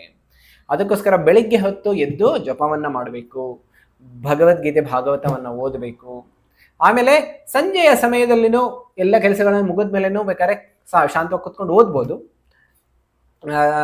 ಆದ್ರೆ ಮುಂಜಾನೆ ಸಮಯ ತುಂಬಾ ಉತ್ತಮವಾಗಿರುವಂಥದ್ದು. ಅದಕ್ಕೋಸ್ಕರ ಆಮೇಲೆ ತಮೋಗುಣ ಅಂದ್ರೆ ರಾತ್ರಿ ಹೊತ್ತು ನಾವು ಕೆಲಸ ಕಾರ್ಯಗಳನ್ನ ಮಾಡಬಾರ್ದು. ಯಾಕೆಂದ್ರೆ ಅದು ತಮೋಗುಣದ ಪ್ರಭಾವ ಇರೋದ್ರಿಂದ ಆ ಸಮಯದಲ್ಲಿ ನಾವು ನಿದ್ದೆಯನ್ನ ಮಾಡಬೇಕು. ನಿದ್ರೆ ಅನ್ನುವಂಥದ್ದು ಅದು ತಮೋಗುಣ ಆಗುತ್ತೆ. ಅದಕ್ಕೋಸ್ಕರ ಆಗ ನಾವು ನಿದ್ದೆ ಮಾಡೋದಕ್ಕೆ ಹೋಗ್ಬಿಡ್ಬೇಕು. ಸುಮಾರು ಎಷ್ಟೊತ್ತಿಗೆ ಶಾಸ್ತ್ರ ಹೇಳುತ್ತೆ, ನಮಗೆ 6 ಗಂಟೆ ನಿದ್ದೆ ಸಾಕು. 6 ಗಂಟೆ ಅಂತ ಹೇಳಿದ್ರೆ ಸುಮಾರು 10ರಿಂದ ಮಲ್ಕೊಂಡ್ರೆ 4 ಗಂಟೆಗೆ ಎದ್ಬಿಡ್ಬೋದು. ಇಲ್ಲ ಇನ್ನೂ ಹೆಚ್ಚು ಬೇಕು ಅಂತ ಹೇಳಿದ್ರೆ 9ವರೆಗೆ ಮಲ್ಕೊಂಡು 4ವರೆ, ಇಲ್ಲ ಜಾಸ್ತಿ ಅಂದ್ರೆ 5ರಿಂದ ಮೇಲೆ ಹೆಚ್ಚು ಮಲ್ಕೊಳ್ಬಾರ್ದು. ಆಗ ನಾವು ಸತ್ವಗುಣದ ಪ್ರಭಾವವನ್ನ ನಮ್ಮ ಮನಸ್ಸಿನ ಮೇಲೆ ಬೀರೋದಕ್ಕೆ ಸಾಧ್ಯ ಆಗುತ್ತೆ. ಆ ರೀತಿ ಈ 3 ಗುಣಗಳು ಏನಾಗಿದೆ, ಕಾಲವು ಏನಾಗಿದೆ, ತ್ರಿಗುಣಗಳ ಮೇಲೆ ಪ್ರಭಾವದ ಒಳಗಾಗಿದೆ. ಆಮೇಲೆ ಇದಷ್ಟೇ ಅಲ್ಲ, ಈಗ ನೋಡಿ ಈ ಚಾರ್ಟ್ ನಲ್ಲಿ ನಮಗೆ ಎಷ್ಟೊಂದು ಗೊತ್ತಾಗುತ್ತೆ. ಈ 3 ಗುಣಗಳಿದೆ. ಆಮೇಲೆ ಇದರ 3 ಗುಣಗಳ ಮೇಲೆ ತ್ರಿಗುಣಾತೀತವಾಗಿರುವಂತಹ ಆಧ್ಯಾತ್ಮಿಕ ಗುಣನೂ ಇದೆ. ಅದನ್ನ ತ್ರಿಗುಣಾತೀತ ಅಂತ ಹೇಳ್ತೀವಿ. ಈ ಪ್ರಕೃತಿ ಏನಾಗಿದೆ, ಈ 3 ಗುಣಗಳಲ್ಲಿ 3 ಗುಣಗಳಿಂದ ಇದೆ, ಸತ್ವಗುಣ, ರಜೋಗುಣ ಮತ್ತು ತಮಗುಣ. ಆದ್ರೆ ಆಧ್ಯಾತ್ಮಿಕ ಗುಣ ಇಲ್ಲ ಶುದ್ಧ ಸತ್ವ ಅಂತಾನು ಹೇಳ್ತಾರೆ, ಇಲ್ಲ ತ್ರಿಗುಣಾತೀತ ಅಂತಾನು ಹೇಳ್ತಾರೆ. ಇವೆಲ್ಲವೂ ಈ 3 ಗುಣಗಳ ಪ್ರಭಾವದ ಮೇಲಿದೆ, ಅಂದ್ರೆ ಇದರ ಪ್ರಭಾವಕ್ಕೆ ಒಳಗಾಗೋದಿಲ್ಲ. ಈಗ ನೋಡಿ, ಪಶುಗಳಲ್ಲಿ ಹಸು, ಆಕಳು ಅದು ಯಾವ್ದ್ರಲ್ಲಿ ಬರುತ್ತೆ, ಸತ್ವಗುಣದಲ್ಲಿ ಬರುತ್ತೆ. ರಜೋಗುಣದಲ್ಲಿ ಸಿಂಹ, ಚಿರತೆ ಇವೆಲ್ಲವೂ ಕ್ರೂರ ಪ್ರಾಣಿಗಳು ಬರುತ್ತೆ. ತಮೋಗುಣದಲ್ಲಿ ಕೋತಿನೂ ಬರುತ್ತೆ. ಆಮೇಲೆ ಇನ್ನು ಎಷ್ಟೊಂದು ಪ್ರಾಣಿಗಳು ಬರುತ್ತೆ. ಆಮೇಲೆ ಆಧ್ಯಾತ್ಮಿಕ ಇದರಲ್ಲಿ ಮನುಷ್ಯ ಬರ್ತಾನೆ. ಯಾಕೆ ಅಂತ ಹೇಳಿದ್ರೆ, ನಾವು ಹಿಂದೆ ಚರ್ಚೆ ಮಾಡಿದ್ವಿ, ಆಹಾರ ನಿದ್ರಾ ಭಯಮೈಥುನಂ ಚ ಸಾಮಾನ್ಯಮೇತತ್ ಪಶುಭಿರ್ನರಾನಾಂ ಧರ್ಮೇ ಹಿತೇಷಾಂ ಅಧಿಕೋ ವಿಶೇಷೋ ಧರ್ಮೇನ ಹೀನ ಪ್ರಶುಭಿ ಸಮಾನಃ. ಯಾವಾಗ ಮನುಷ್ಯ ಬರೀ ಈ ಭೌತಿಕ ಜಗತ್ತಿನ ಕಾರ್ಯಚಟುವಟಿಕೆಗಳಲ್ಲೇ ತೊಡಗ್ಬಿಡ್ತಾನೆ, ಅವನು ಪಶುವಿನ ಸಮಾನ ಆಗೋಗ್ಬಿಡ್ತಾನೆ. ಆಗ ಅವನು ಈ 3 ಗುಣಗಳ ಒಳಗಡೆ ಬರುತ್ತಾನೆ. ಆದ್ರೆ ಯಾವಾಗ ಅವನು ಧರ್ಮದ ಬಗ್ಗೆ ಆಲೋಚನೆ ಮಾಡ್ತಾನೆ, ಆಧ್ಯಾತ್ಮಿಕ ಜೀವನವನ್ನ ಪಾಲನೆ ಮಾಡೋದಕ್ಕೆ ಪ್ರಯತ್ನ ಪಡ್ತಾ ಇರ್ತಾನೆ, ಅದರಲ್ಲಿ ಆಧ್ಯಾತ್ಮಿಕ ಗುಣಗಳನ್ನ ಭಗವಂತನ ಭಕ್ತಿ ಸೇವೆಯಲ್ಲಿ ತೊಡಗ್ತಾನೆ, ಆಗ ಅವನೇನಾಗ್ತಾನೆ, ಅವನು ತ್ರಿಗುಣಾತೀತದ ದಾರಿನಲ್ಲಿ ನಡೀತಾ ಇರ್ತಾನೆ. ಅದಕ್ಕೋಸ್ಕರ ಅವನು ಮನುಷ್ಯನನ್ನ ಅಲ್ಲಾಕಿದ್ದಾರೆ. ಯಾವಾಗ ಮನುಷ್ಯ ಈ ಕರ್ತವ್ಯ ಮಾಡೋದಿಲ್ಲ, ಅವನು ಈ 3 ಗುಣಗಳ ಪ್ರಭಾವದಲ್ಲಿ ಬಿಗಿಯಾಗಿ ಇರ್ತಾನೆ. ಕಾಲ, ಸತ್ವಗುಣ ಯಾವುದು, ಮುಂಜಾನೆಯ ಸಮಯ. ರಜೋಗುಣ ದಿನದ ಸಮಯ. ಆಮೇಲೆ ತಮೋಗುಣ ರಾತ್ರಿಯ ಸಮಯ.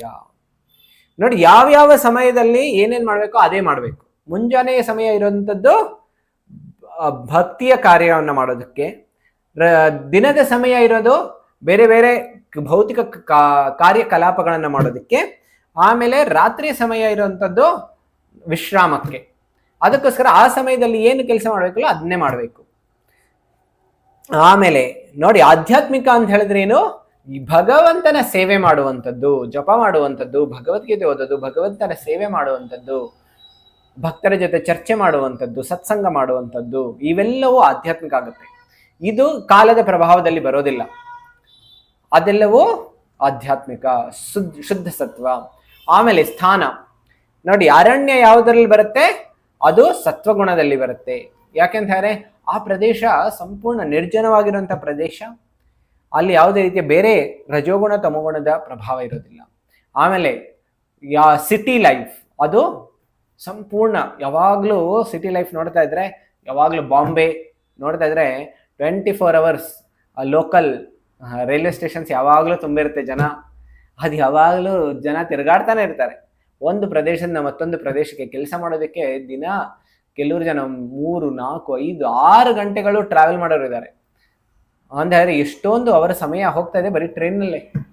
ಅದಕ್ಕೋಸ್ಕರ ಸಿಟಿ ಲೈಫ್ ಯಾವ್ದ್ರಲ್ಲಿ ಬರುತ್ತೆ ಅಂತ ಹೇಳಿದ್ರೆ ರಜೋಗುಣದಲ್ಲಿ ಬರುತ್ತೆ. ಆಮೇಲೆ ಮದ್ಯಪಾನದ ಅಂಗಡಿ, ಯಾವ್ದು ಬಾರ್, ರೆಸ್ಟೋರೆಂಟ್, ಇವೆಲ್ಲ ಯಾವ್ದ್ರಲ್ಲಿ ಬರುತ್ತೆ, ತಮೋಗುಣದಲ್ಲಿ ಬರುತ್ತೆ. ಯಾಕೆಂದರೆ ಆ ತಮೋಗುಣದ ಪ್ರಭಾವ ಅಲ್ಲಿ ಹೆಚ್ಚಿರುತ್ತೆ. ಆಮೇಲೆ ಆಧ್ಯಾತ್ಮಿಕ ಮಂದಿರ, ನೀವು ಇಸ್ಕಾನ್ ಮಂದಿರ ಬಂದ ಬೇರೆ ಬೇರೆ ಮಂದಿರಗಳಲ್ಲಿ ಹೋದಾಗ ಏನಾಗುತ್ತೆ, ಅದು ಆಧ್ಯಾತ್ಮಿಕದಲ್ಲಿ ಬರುತ್ತೆ. ಆಮೇಲೆ ತಿನ್ನುವಂಥದ್ದು ನೋಡಿ, ಸತ್ವಗುಣದಲ್ಲಿ ಏನೆಲ್ಲ ಬರುತ್ತೆ, ತಾಜಾ ಹಣ್ಣು, ತರಕಾರಿ, ಧಾನ್ಯ, ಇವೆಲ್ಲವೂ ಯಾವ್ದ್ರಲ್ಲಿ ಬರುತ್ತೆ, ಸತ್ವಗುಣದಲ್ಲಿ ಬರುತ್ತೆ. ಅದಕ್ಕೋಸ್ಕರ ನಮ್ಮ ಆಹಾರ ಹೆಚ್ಚು ಸತ್ವಗುಣದಲ್ಲಿ ಇರಬೇಕು, ರಜೋಗುಣ ಕಡಿಮೆ ಮಾಡಬೇಕು. ಇಲ್ಲ ಅಂದ್ರೆ ರಜೋಗುಣ ಹೆಚ್ಚಾದ್ರೆ ನೋಡಿ ನಮ್ಮ ಡೈಜೆಷನ್ ಸರಿಯಾಗೋದಿಲ್ಲ, ಅಲ್ಸರ್ಸ್ ಬಂದ್ಬಿಡುತ್ತೆ. ಅದಕ್ಕೋಸ್ಕರ ಮಸಾಲೆಯುಕ್ತ ಪದಾರ್ಥಗಳನ್ನ ಕಡಿಮೆ ಮಾಡಬೇಕು. ತಮೋಗುಣದ ಆಹಾರ ಸಂಪೂರ್ಣವಾಗಿ ಅದು ಅಭಕ್ಷ್ಯವಾಗಿರುವಂಥದ್ದು, ಅದನ್ನ ತಿನ್ನುವಂತಕ್ಕೆ ಸರಿಯಾಗಿಲ್ಲ. ಮಾಂಸ, ಮದ್ಯಪಾನ ಇದೆಲ್ಲ ಮಾಡುವಂಥದ್ದು ಅದು ತಮೋಗುಣದ ಆಹಾರ, ಅದನ್ನ ಸ್ವೀಕಾರ ಮಾಡಬಾರದು. ಆದ್ರೆ ಯಾವಾಗ ನಾವು ಸತ್ವಗುಣದ ಆಹಾರವನ್ನ ಭಗವಂತನಿಗೆ ನಾವು ನೈವೇದ್ಯ ಮಾಡ್ತೀವಿ, ಆಗ ಏನಾಗುತ್ತೆ, ಅದು ಪ್ರಸಾದ ಆಗುತ್ತೆ. ಆ ಪ್ರಸಾದವನ್ನು ಸ್ವೀಕಾರ ಮಾಡಿದ್ರೆ ನಮಗೆ ಆಧ್ಯಾತ್ಮಿಕ ಗುಣದಲ್ಲಿ ನಾವು ಇರ್ತೀವಿ, ಅಂದ್ರೆ ಈ ತ್ರಿಗುಣಗಳ ಪ್ರಭಾವದಿಂದ ಆಚೆ ಬರ್ತೀವಿ. ಆಮೇಲೆ ನಾವು ಪೂಜ್ಯ ಮಾಡುವಂತಹ ವ್ಯಕ್ತಿಗಳು ಸತ್ವಗುಣದಲ್ಲಿ ಯಾರನ್ನ ಆರಾಧನೆ ಮಾಡ್ತಾರೆ, ಬೇರೆ ಬೇರೆ ದೇವತೆಗಳನ್ನ ಆರಾಧನೆ ಮಾಡ್ತಾರೆ. ಸೂರ್ಯದೇವರನ್ನ, ಇಂದ್ರ ದೇವತೆಗಳನ್ನ, ಬೇರೆ ಬೇರೆ ದೇವತೆಗಳನ್ನ ಆರಾಧನೆ ಮಾಡ್ತಾರೆ. ನಮಗೆ ಎಕ್ಸಾಮ್ ನಲ್ಲಿ ಪಾಸ್ ಮಾಡಿಸ್ಬಿಡಿ, ನಮ್ಮ ಮಗನಿಗೆ ಜಾಬ್ ಕೊಡಿಸ್ಬಿಡಿ, ನಮ್ಮ ಮಗಳಿಗೆ ಒಂದು ವರ ಸಿಕ್ಬಿಡ್ಲಿ, ಇಲ್ಲ ನಮ್ಮ ಮಗ ಫಾರಿನ್ ಚಾನ್ಸ್ ಒಂದು ಅವಕಾಶ ಸಿಕ್ಬಿಡ್ಲಿ, ಈ ರೀತಿ ಬೇರೆ ಬೇರೆ ದೇವತೆಗಳಿಗೆ ಹೋಗ್ತಾರೆ. ಅದೆಲ್ಲವೂ ಸತ್ವಗುಣದಲ್ಲಿ ಬರುತ್ತೆ. ರಜೋಗುಣದಲ್ಲಿ ಯಾವುದಾದ್ರೂ ಒಂದು ಫೇಮಸ್ ಸಿನಿಮಾ ಹೀರೋ, ಇಲ್ಲ ಯಾವ್ದಾದ್ರು ಒಂದು ಪೊಲಿಟಿಷಿಯನ್, ಇಲ್ಲ ಯಾರಾದ್ರೂ ಪವರ್ಫುಲ್ ಪರ್ಸನಾಲಿಟಿ, ಇಲ್ಲ ಇಂಥವ್ರನ್ನ ಆರಾಧನೆ ಮಾಡ್ತಾರೆ. ಎಷ್ಟೋ ಜನ ಜಗತ್ತಿನಲ್ಲಿ ನೋಡ್ಬೋದು, ಯಾರಾದ್ರೂ ಕೆಲವು ತುಂಬಾ ಫೇಮಸ್ ಸಿನಿಮಾ ಹೀರೋಸ್ ಇರ್ತಾರೆ, ಅವ್ರನ್ನ ಎಷ್ಟೋ ಜನ ದೇವ್ರ ರೀತಿನೇ ಪೂಜೆ ಮಾಡ್ತಾರೆ, ಅವ್ರಿಗೆ ಕೆಲವು ಸಲ ಮಂದಿರನೂ ಕಟ್ಟಿಸ್ಬಿಡ್ತಾರೆ. ಈ ರೀತಿ ಅದು ರಜೋಗುಣದಲ್ಲಿ ಬರುತ್ತೆ. ಕೆಲವರೆಲ್ಲರೂ ಭೂತ ಪ್ರೇತಾತ್ಮಗಳನ್ನ ಆರಾಧನೆ ಮಾಡ್ತಾರೆ. ಅವ್ರು ಸ್ಮಶಾನಕ್ಕೆ ಹೋಗ್ತಾರೆ ರಾತ್ರಿ, ಅಲ್ಲಿ ಹೋಗ್ಬಿಟ್ಟು ಎಷ್ಟೊಂದು ಮಂತ್ರಗಳನ್ನೆಲ್ಲ ಹೇಳ್ತಾರೆ. ಇದರಿಂದ ಅವರ ಆರಾಧನೆ ಮಾಡಿದ ಅವರಿಂದ ಯಕ್ಷ ಮತ್ತು ಪ್ರೇತಾತ್ಮಗಳಿಂದ ಶಕ್ತಿಯನ್ನ ತಗೊಳ್ತಾರೆ. ಈ ರೀತಿ ಏನಾಗುತ್ತೆ, ಅವರು ತಮೋಗುಣದ ಪ್ರಭಾವದಲ್ಲಿ ಇರ್ತಾರೆ. ಆದರೆ ಆಧ್ಯಾತ್ಮಿಕ ಗುಣದಲ್ಲಿ ಇರೋರು ಏನ್ ಮಾಡ್ತಾರೆ, ಅವರು ಭಗವಂತನ ಆರಾಧನೆಯನ್ನ ಮಾಡ್ತಾರೆ. ರಾಮ, ಕೃಷ್ಣ, ನರಸಿಂಹ, ಈ ರೀತಿ ಯಾರು ಆಧ್ಯಾತ್ಮಿಕ ವ್ಯಕ್ತಿಗಳ ಆರಾಧನೆಯನ್ನ ಮಾಡ್ತಾರೆ. ನಾವು ಆಧ್ಯಾತ್ಮಿಕ ಜೀವನದಲ್ಲಿ ಮುಂದುವರಿಬೇಕು ಅಂದರೆ ತಮೋಗುಣವನ್ನ ಸಂಪೂರ್ಣವಾಗಿ ತ್ಯಾಗ ಮಾಡಬೇಕು. ಆಮೇಲೆ ರಜೋಗುಣವನ್ನ ಕಡಿಮೆ ಮಾಡಬೇಕು, ಸತ್ವಗುಣವನ್ನ ಹೆಚ್ಚು ಮಾಡಬೇಕು. ಆಧ್ಯಾತ್ಮಿಕ ಗುಣಗಳನ್ನ ನಾವು ನಮ್ಮ ಜೀವನದಲ್ಲಿ ತೊಡಗಿಸ್ಕೊಳ್ಳೋದಕ್ಕೆ ಪ್ರಯತ್ನವನ್ನ ಪಡಬೇಕು. ಆಗ ನಾವು ತ್ರಿಗುಣಗಳಿಂದ ಮೇಲೆ ಬರೋದಕ್ಕೆ ಸಾಧ್ಯ ಆಗುತ್ತೆ. ಇದು ಟೇಬಲ್ ಪೂರ್ತಿ ನಮಗೆ ಜ್ಞಾಪಕ ಇರೋದಕ್ಕೆ ನಾವು ಪ್ರಯತ್ನ ಪಡಬೇಕು. ಈಗ ಸತ್ವಗುಣದ ಲಕ್ಷಣಗಳನ್ನ ನೋಡೋಣ, ರಜೋಗುಣದ ಲಕ್ಷಣಗಳನ್ನ ನೋಡೋಣ ಮತ್ತು ತಮೋಗುಣದ ಲಕ್ಷಣಗಳನ್ನ ನೋಡೋಣ. ಮೊದಲನೇದು ಸತ್ವಗುಣದ ಗುಣಧರ್ಮಗಳು. ನೋಡಿ, ಎಲ್ಲಾ ಗುಣಗಳು ಸತ್ವಗುಣದಲ್ಲಿ ಯಾವ ವ್ಯಕ್ತಿ ಇರ್ತಾನೆ ಅವನಲ್ಲಿ ಈ ಗುಣಗಳೆಲ್ಲವೂ ನಾವು ನೋಡಬಹುದು. ಹೆಂಗ್ ಗೊತ್ತಾಗುತ್ತೆ ನಾನು ಯಾವ ಗುಣದಲ್ಲಿದ್ದೀನಿ ಅಂತ? ಕೆಲವರಿಗೆಲ್ಲರಿಗೂ ಅನ್ನಿಸ್ತಾ ಇರ್ಬೋದು, ನನಗೆ ಕೆಲವು ಸಲ ಅನ್ನಿಸ್ತಾ ಇರುತ್ತೆ ನಾನು ಈ ಗುಣದಲ್ಲಿದ್ದೀನಿ, ಇಲ್ಲ ಆ ಗುಣದಲ್ಲಿದ್ದೀನಿ. ಹೆಂಗ್ ಗೊತ್ತಾಗುತ್ತೆ? ಈ ಎಲ್ಲಾ ಗುಣಗಳನ್ನ ನಾವು ಈಗ ಕ್ಯಾರೆಕ್ಟರಿಸ್ಟಿಕ್ಸ್ ಇದರಿಂದ ಎಲ್ಲ ನಾವು ನೋಡಿದ್ರೆ ಗೊತ್ತಾಗುತ್ತೆ ನಾವು ಯಾವ ಗುಣದಲ್ಲಿದ್ದೀವಿ ಅಂತ. ಮೊದಲನೇದು ಪ್ರಾಮಾಣಿಕ. ಅವರು ಏನೇ ಮಾಡಿದ್ರು ಪ್ರಾಮಾಣಿಕತೆಯಿಂದ ಮಾಡ್ತಾರೆ. ಆನೆಸ್ಟಿ, ಇಂಟೆಗ್ರಿಟಿ ಅಂತ ಹೇಳ್ತಾರಲ್ಲ, ಅವರು ಸುಳ್ಳು ಹೇಳೋದಿಲ್ಲ, ಬೇರೆಯವ್ರಿಗೆ ಮೋಸ ಮಾಡೋದಿಲ್ಲ. ಏನೇ ಮಾಡಿದ್ರು ಅವರು ನಿಷ್ಠೆಯಿಂದ ಮಾಡ್ತಾರೆ, ಪ್ರಾಮಾಣಿಕತೆಯಿಂದ ಮಾಡ್ತಾರೆ. ಆಮೇಲೆ ನಿಸ್ವಾರ್ಥತೆಯೂ ಇರುತ್ತೆ. ಅವ್ರು ಯಾವಾಗಲೂ ಅವರ ಬಗ್ಗೆ ಆಲೋಚನೆ ಮಾಡೋದಿಲ್ಲ, ಬೇರೆಯವ್ರ ಬಗ್ಗೆ ಆಲೋಚನೆ ಮಾಡ್ತಾರೆ. ನನ್ನಿಂದ ಹೇಗೆ ಬೇರೆಯವ್ರಿಗೆ ಒಳ್ಳೇದಾಗಲಿ, ಆಮೇಲೆ ನನ್ನಿಂದ ಹೇಗೆ ನಾನು ಸಮಾಜಕ್ಕೆ ಒಳ್ಳೇದು ಮಾಡಲಿ, ನಾನು ಹೇಗೆ ಭಗವಂತನ ಸೇವೆಯನ್ನು ಮಾಡೋದು, ಇದೆಲ್ಲವೂ ನಿಸ್ವಾರ್ಥತೆ. ಸ್ವಾರ್ಥಿ ವ್ಯಕ್ತಿ ಯಾವಾಗಲೂ ಅವನ ಬಗ್ಗೆನೇ ಆಲೋಚನೆ ಮಾಡ್ತಾರೆ. ಕ್ರಿಯಾಶೀಲರಾಗಿರ್ತಾರೆ. ಅವರು ಯಾವುದೇ ಸಮಯವನ್ನು ವ್ಯರ್ಥ ಮಾಡೋದಿಲ್ಲ, ಸಮಯವನ್ನು ಸದುಪಯೋಗ ಪಡಿಸ್ಕೊಳ್ತಾರೆ.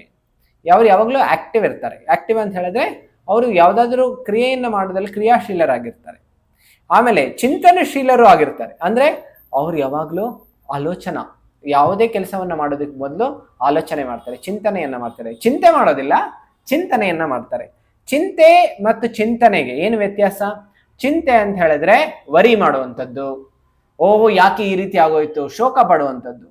ಈ ರೀತಿ ಆಗ್ಬಾರ್ದಿತ್ತು, ಯಾಕೆ ಯಾವಾಗಲೂ ನನಗೆ ಈ ರೀತಿ ತೊಂದರೆಗಳು ಬರುತ್ತೆ, ಈ ರೀತಿ ಎಲ್ಲ ಇದು ಚಿಂತೆ ಆಗುತ್ತೆ, ವರಿ. ಚಿಂತನೆ ಅಂತ ಹೇಳಿದ್ರೆ ಆಯ್ತು, ಈಗ ಈ ಪ್ರಾಬ್ಲಮ್ ಬಂದಿದೆ, ಇದಕ್ಕೆ ಪರಿಹಾರ ಏನು, ಆ ರೀತಿ ಆದರೂ ಅವರು ಚಿಂತನೆಯನ್ನ ಮಾಡ್ತಾರೆ. ಚಿಂತನಾಶೀಲರಾಗಿರ್ತಾರೆ ಮತ್ತು ಧಾರ್ಮಿಕರು ಆಗಿರ್ತಾರೆ. ಯಾರು ಧಾರ್ಮಿಕರಾಗಿರ್ತಾರೆ ಯಾವಾಗಲೂ ಅವರು ಭಗವಂತನ ಆಲೋಚನೆ ಇರುತ್ತೆ ಅವ್ರ ಜೀವನದಲ್ಲಿ. ಅವರು ಬರೀ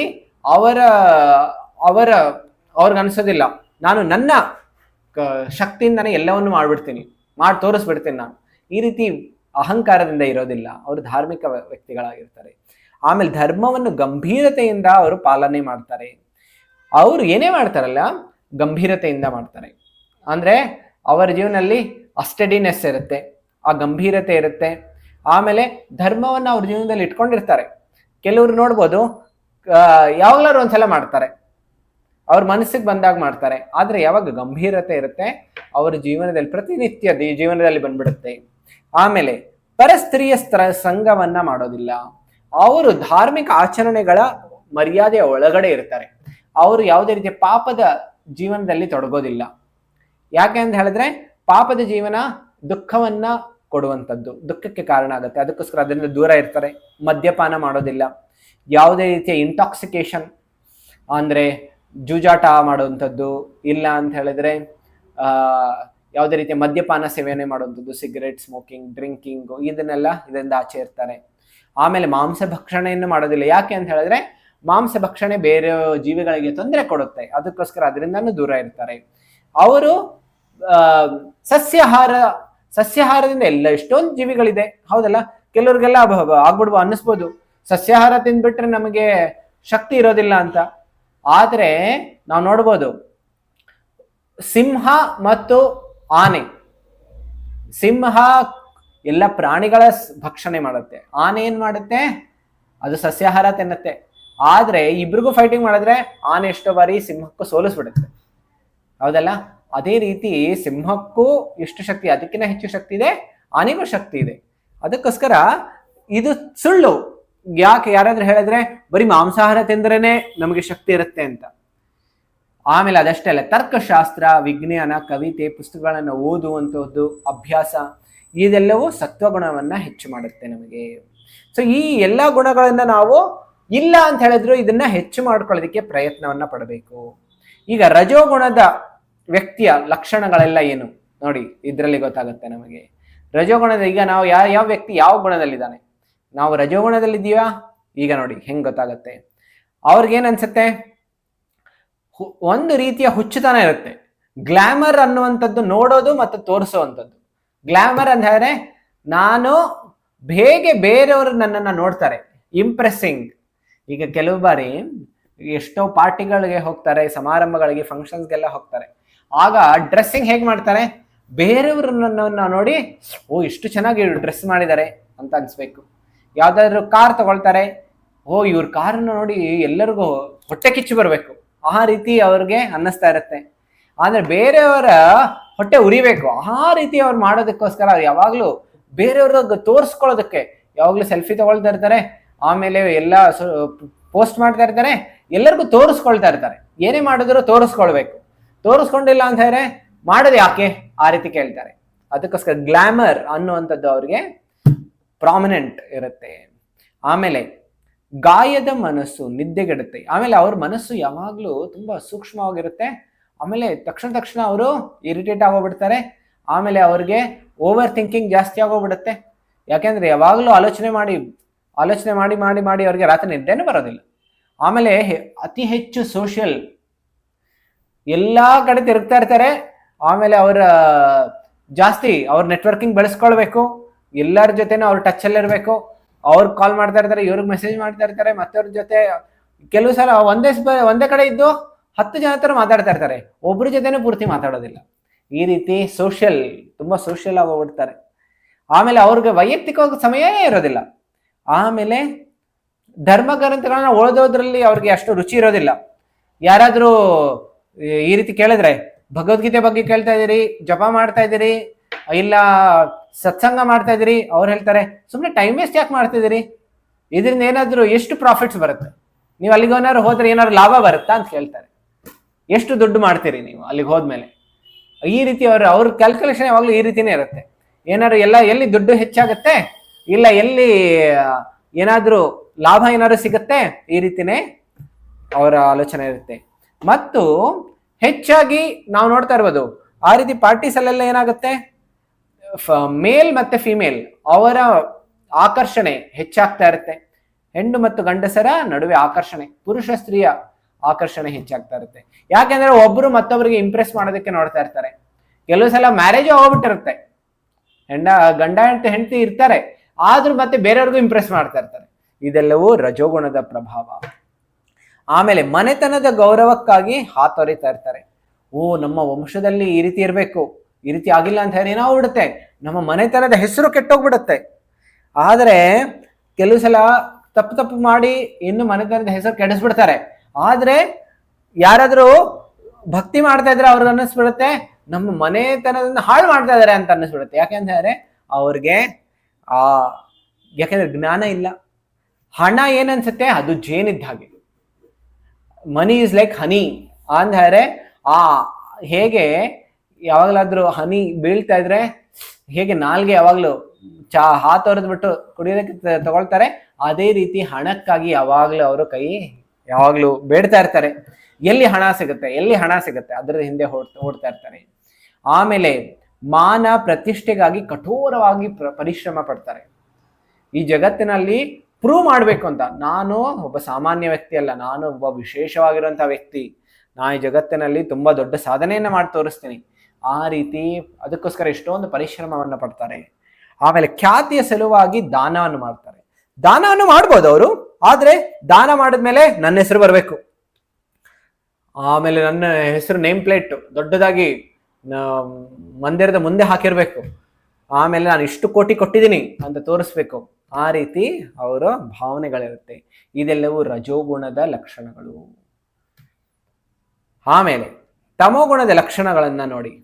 ತಮೋಗುಣದ ಲಕ್ಷಣಗಳನ್ನು ನೋಡಿ, ಒಂದು, ಅವರಲ್ಲಿ ಹೆಚ್ಚು ಮೂರ್ಖತನ ಇರುತ್ತೆ. ಮೂರ್ಖರು ಅಂತ ಹೇಳಿದ್ರೆ ಅವರಿಗೆ ಸರಿಯಾದ ಆಲೋಚನೆ ಮಾಡೋದಕ್ಕಾಗೋದಿಲ್ಲ, ತೊಂದರೆ ಸೃಷ್ಟಿ ಮಾಡ್ಕೊಳ್ತಾರೆ, ಮತ್ತೆ ತೊಂದರೆಯಲ್ಲಿ ಬಿದ್ದುಬಿಡ್ತಾರೆ.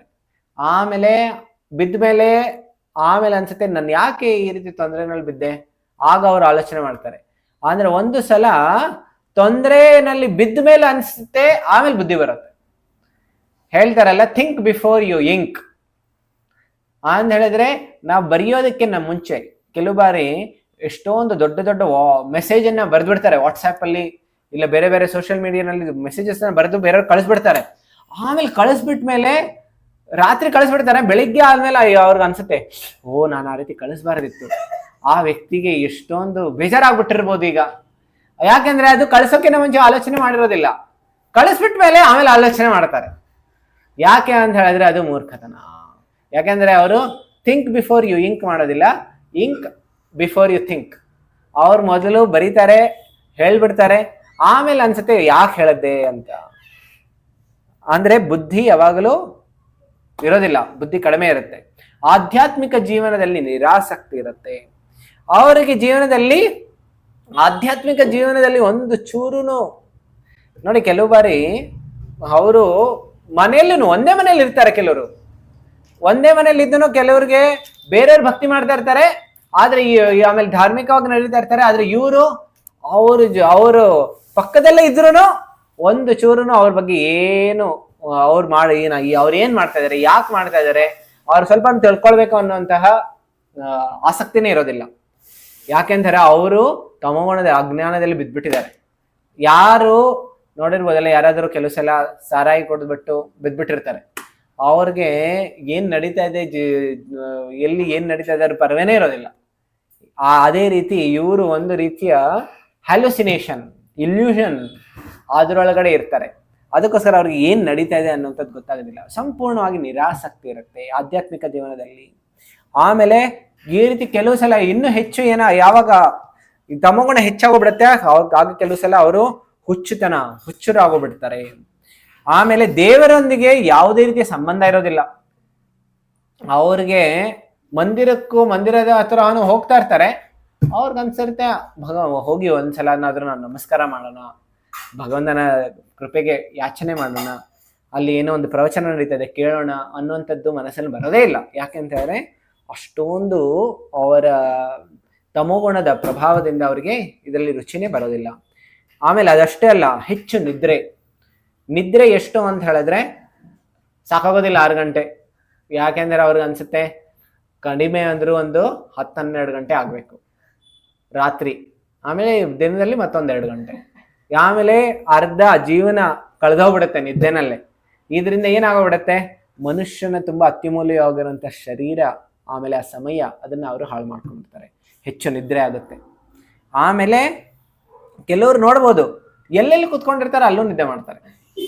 ಆಮೇಲೆ ಕೆಲವು ಬಾರಿ ಅವ್ರಿಗೆ ಅನ್ಸುತ್ತೆ ಜೀವನ ಇರೋದೇ ನಿದ್ದೆ ಮಾಡೋದಕ್ಕೆ. ಜೀವನದಲ್ಲಿ ಏನೇ ಇರಲಿ, ಏನು ಇಲ್ಲದೆ ಇರಲಿ, ಆದ್ರೆ ನಿದ್ದೆ ಇದ್ರೆ ನಾನು ತುಂಬಾ ಖುಷಿಯಾಗಿರ್ತೀನಿ ಅಂತ. ಆಮೇಲೆ ಮತ್ತೆ ಕೆಲವರು ಮಾಂಸ ಮತ್ತು ಮದ್ಯಪಾನ ಇದರಲ್ಲಿ ಸಂಪೂರ್ಣವಾಗಿ ತೊಡಗಿರ್ತಾರೆ. ಇದನ್ನ ಜೀವನದ ಗುರಿ ಅಂತ ಹೇಳಿದ್ರೆ ಇಷ್ಟು ಮಾಡುವಂಥದ್ದು. ಆಮೇಲೆ ಇಂಟಾಕ್ಸಿಕೇಶನ್ ತಗೊಳ್ತಾರೆ, ಮಾದಕ ದ್ರವ್ಯಗಳನ್ನ ತಗೊಳ್ತಾರೆ. ಆಮೇಲೆ ಏನೇ ಕೆಲಸ ಏನಾದ್ರು ಹೇಳಿದ್ರೆ ಮಾಡೋಣ ಅಲ್ಲ, ನಾಳೆ ಇದೆ, ಮುಂದಿನ ವಾರ ಎಷ್ಟೊಂದು ಸಮಯ ಇದೆ. ಕೆಲವು ಸಲ ನಾವು ಕಾಲೇಜಲ್ಲಿ ಹುಡುಗರನ್ನು ನೋಡ್ತೀವಿ, ಏನಾದ್ರು ಅಸೈನ್ಮೆಂಟ್ಸ್ ಕೊಟ್ಟಿರ್ತಾರೆ, ಅಸೈನ್ಮೆಂಟ್ಸ್ ಹೇಳಿರ್ತಾರೆ ಮುಂದಿನ ವಾರ ಸಬ್ಮಿಟ್ ಮಾಡಿ ಅಂತ. ಮುಂದಿನ ವಾರ ಸಬ್ಮಿಟ್ ಮಾಡು ಅಂತ ಹೇಳಿದ್ರೆ ಅವರು ಸ್ಟಾರ್ಟ್ ಮಾಡ್ತಾರೆ ಹಿಂದಿನ ದಿನ ರಾತ್ರಿ. ನೋಡಿ, ಪೂರ್ತಿ ವಾರ ಮಜಾ ಮಾಡ್ಬಿಟ್ಟಿರ್ತಾರೆ. ಆಮೇಲೆ ರಾತ್ರಿ ಕೊನೆಯ ದಿನ ಅವರು ಪರ್ಸನಲ್ ಆಗಿ ಅಸೈನ್ಮೆಂಟ್ ಏನು ಬರೆಯೋದಿಲ್ಲ, ಮತ್ತೆ ಫ್ರೆಂಡಿಂದ ಯಾರಾದ್ರೂ ಇಸ್ಕೊಳ್ತಾರೆ. ಆಮೇಲೆ ಲಾಸ್ಟ್ ಮಿನಿಟ್ ಆ ಟೀಚರ್ ಕ್ಲಾಸ್ನಲ್ಲಿ ಬಂದಿರ್ ಕೇಳ್ತಾರೆ, ಅಲ್ಲಿ ತನಕ ಬರೀತಾ ಇರ್ತಾರೆ. ಅಂತ ಹೇಳಿದ್ರೆ ಏನು, ಇದು ಯಾವಾಗಲೂ ಪೋಸ್ಟ್ಪೋನಿಂಗ್ ಮೆಂಟಾಲಿಟಿ. ಯಾವಾಗಲೂ ಏನೇ ಹೇಳಿದ್ರು ತಕ್ಷಣ ಮಾಡೋದಿಲ್ಲ, ಮಾಡೋದು ಯಾವಾಗ ಮತ್ತೊಂದ್ಸಲ ಬಂದಾಗ, ಸಮಯ ಬಂದಾಗ ಮಾಡೋಣ ಅಲ್ಲ. ಕೆಲವು ಗವರ್ನಮೆಂಟ್ ಆಫೀಸಸ್ ಎಲ್ಲ ಹೋಗ್ತೀವಿ, ಅವ್ರು ಏನ್ ಮಾಡ್ತಾರೆ, ಜಬ್ ಭಗವಾನ್ ಇಚ್ಛಾ ಕರೆಂಗೆ ತಬ್ ಕಾಮ್ ಚಲೇಗ. ಯಾವಾಗ ನಾವೇನಾದ್ರು ಹೇಳ್ಬೋದು, ಹೋಗಿ ದಯವಿಟ್ಟು ಮಾಡ್ಕೊಡಿ ಅಂತ, ಅವರು ಕರೀತಾರೆ ಮುಂದಿನ ವಾರ ಬನ್ನಿ ಅಂತ. ಮುಂದಿನ ವಾರ ಹೋದಾಗ ಅವ್ರು ಬಂದಿಲ್ಲ, ಮತ್ತೆ ಮುಂದಿನ ವಾರ ಬನ್ನಿ. ಈ ರೀತಿ 4-5 ಸಲ ತಿರ್ಗಿಸ್ತಾರೆ. ಅದಾದ್ಮೇಲೇನು ಅವರು ಮಾಡೋದಕ್ಕೆ ಸ್ವಲ್ಪ ಪ್ರಯತ್ನ ಮಾಡ್ತಾರೆ. ಅಂತ ಹೇಳಿದ್ರೆ ಯಾವಾಗ್ಲೂ ಪೋಸ್ಟ್ಪೋನಿಂಗ್ ಮೆಂಟಾಲಿಟಿ ಅದೇನದು ತಮೋಗುಣದ ಲಕ್ಷಣ. ಆಮೇಲೆ ಯಾವಾಗ್ಲೂ ಅವರಲ್ಲಿ ಮನಸ್ಸಿನಲ್ಲಿ ಯಾವಾಗ್ಲೂ ಸ್ವಲ್ಪ ಶೋಕ ಮಾಡುವಂಥದ್ದು, ಡಿಪ್ರೆಷನ್ ಫೀಲಿಂಗ್, ನೆಗೆಟಿವ್ ಫೀಲಿಂಗ್ಸ್. ಇದರಿಂದ ಏನಾಗುತ್ತೆ, ಅವರು ಯಾವುದೇ ಒಂದು ವ್ಯಕ್ತಿನ ನೋಡಿದ್ರು ಅವನು ಒಳ್ಳೆತನದ ಮಾಡೋದಕ್ಕೆ ಬಂದ್ರು ಇವನೇನೋ ಏನೋ ಸಂಚು ಮಾಡ್ಕೊಂಡು ಬಂದಿದ್ದಾನೆ, ಇಲ್ಲಾಂದ್ರೆ ಯಾಕೆ ಈ ರೀತಿ ಬಂದು ಮಾಡಬೇಕು. ಕೆಲವು ಬಾರಿ ನಾವು ಈ ಭಗವದ್ಗೀತೆಯನ್ನ ಕೊಡೋದಕ್ಕೆ ಹೋಗ್ತಾ ಇರ್ತೀವಿ, ಇಲ್ಲ ಭಕ್ತರ ಸಂಘಕ್ಕೆ ಕರೆಯೋದಕ್ಕೆ ಹೋಗ್ತಾ ಇರ್ತೀವಿ. ಆಗ ಏನ್ ಮಾಡ್ತಾರೆ, ಅವರು ಅನ್ಸುತ್ತೆ, ಯಾಕೆ ಇವರು ನಮ್ಮ ಮೇಲೆ ಇಷ್ಟೊಂದು ಕನಿಕಾರ ತೋರಿಸ್ತಾ ಇದ್ದಾರೆ, ಏನೋ ಪಡ್ಕೊಳ್ಳೋದಕ್ಕೆ ಬಂದಿದ್ದಾರೆ, ನಮ್ಮಿಂದೇನೋ ಕಿತ್ಕೊಂಡು ಹೋಗ್ಬಿಡ್ತಾರೆ, ನಮ್ದೇನೆ ಕಳ್ತನ ಮಾಡ್ಕೊಂಡು ಹೋಗ್ತಾರೆ ಅಂತ ಹೇಳಿ ಅವ್ರಿಗೆ ಕೆಲಸ ಎಲ್ಲ ಡೌಟ್ ಬಂದ್ಬಿಡುತ್ತೆ. ಯಾಕೆಂದ್ರೆ ಯಾವಾಗ್ಲೂ ನೆಗೆಟಿವ್ ಆಗಿ, ಏನೇ ಪಾಸಿಟಿವ್ ಇದ್ರೂ ಅದನ್ನ ನೆಗೆಟಿವ್ ಆಗಿ ಆಲೋಚನೆ ಮಾಡ್ತಾರೆ. ಅದು ಶೋಕ, ಅದು ಯಾಕೆಂದ್ರೆ ತಮೋಗುಣದ ಪ್ರಭಾವ. ಆಮೇಲೆ ಚಂಚಲತೆ, ಮನಸ್ಸು ಯಾವಾಗ್ಲೂ ಒಂದು ಕಡೆ ಸ್ಥಿರವಾಗಿರೋದಿಲ್ಲ, ಸೋಮಾರಿತನ ಇರುತ್ತೆ. ಈ ರೀತಿ ಇವೆಲ್ಲವೂ ತಮೋಗುಣದ ಲಕ್ಷಣಗಳು. ಈಗ ಇದನ್ನೆಲ್ಲ ಲಕ್ಷಣಗಳನ್ನ ನೋಡಿದಾಗ ನಮಗೆ ಗೊತ್ತಾಗ್ಬಿಡ್ಬೋದು ನಾವು ಯಾವ ಗುಣದಲ್ಲಿದ್ದೀವಿ ಅಂತ. ಹೌದಲ್ಲ, ಸತ್ವಗುಣದಲ್ಲಿರ್ತೀವಿ, ಇಲ್ಲ ರಜೋಗುಣದಲ್ಲಿರ್ತೀವಿ, ಇಲ್ಲ ತಮೋಗುಣದಲ್ಲಿರ್ತೀವಿ. ಈಗ ಈ 3 ಗುಣಗಳು ಎಲ್ಲಾದ್ರೂ ಇದ್ದೇ ಇರ್ತೀವಿ. ಯಾರಾದ್ರೂ ಹೇಳ್ಬೋದಾ, ಇಲ್ಲ ಈ 3 ಗುಣ ಯಾವುದರಲ್ಲೂ ಇಲ್ಲ ಅಂತ. ಅಂದ್ರೆ ನಮಗೆ ಈ 3 ಗುಣಗಳ ಪ್ರಭಾವ ಎಷ್ಟೊಂದು ನಮ್ಮನ್ನ ಹಿಡಿದಿಟ್ಕೊಂಡಿದೆ. ಈಗ ನೋಡಿ ಹೇಳ್ತಾರೆ, ಈ ವಿವಿಧ ಗುಣಧರ್ಮದಲ್ಲಿಯ ಫಲಿತಾಂಶ ಏನಾಗುತ್ತೆ. ಈಗ ನಾವು ಯಾವ ಗುಣದಲ್ಲಿದ್ರೆ ಎಲ್ಲಿಗೆ ಹೋಗ್ತೀವಿ ಮುಂದೆ. ನಾವು ಈಗ ಸತ್ವಗುಣದಲ್ಲಿದ್ರೆ ಎಲ್ಲಿಗೆ ಹೋಗ್ತೀವಿ, ರಜೋಗುಣದಲ್ಲಿದ್ರೆ ಎಲ್ಲಿಗೆ ಹೋಗ್ತೀವಿ, ತಮೋಗುಣದಲ್ಲಿದ್ರೆ ಎಲ್ಲಿಗೆ ಹೋಗ್ತೀವಿ. ನೋಡಿ, ಯಾರು ತಮೋಗುಣದಲ್ಲಿರ್ತಾರೆ ನೋಡಿ, ಮುಂದಿನ ಭಯಂಕರವಾಗಿರುವಂತಹ ಜಾಗ ಎಲ್ಲಿಗೆ ಹೋಗ್ತಾರೆ, ಪಕ್ಷಿ ಮತ್ತು ಪ್ರಾಣಿಯ ಸಂಕುಲಗಳು ಅಂದರೆ ಮರಗಳಾಗೋಗ್ಬಿಡ್ತಾರೆ, ಇಲ್ಲ ಬೇರೆ ಬೇರೆ ಪ್ರಾಣಿ ಪಕ್ಷಿಗಳಾಗೋಗ್ಬಿಡ್ತಾರೆ. ತಮೋಗುಣದಲ್ಲಿ ಯಾವಾಗ ಹೆಚ್ಚಾಗೋಗ್ಬಿಡುತ್ತೆ. ರಜೋಗುಣದಲ್ಲಿ ಹೆಚ್ಚಾಗೋಗ್ಬಿಟ್ರೆ ಏನಾಗ್ತಾರೆ, ಅವ್ರು ಮತ್ತೆ ಮನುಷ್ಯನ ಭೂಲೋಕದಲ್ಲೇ ಬಂದ್ಬಿಡ್ತಾರೆ. ಈ ಭೂಲೋಕದಲ್ಲಿನೇ ಅವರು ಬೇರೆ ಬೇರೆ ವ್ಯಕ್ತಿಗಳಾಗಿ ಮತ್ತೆ ಹುಟ್ಟುತ್ತಾರೆ.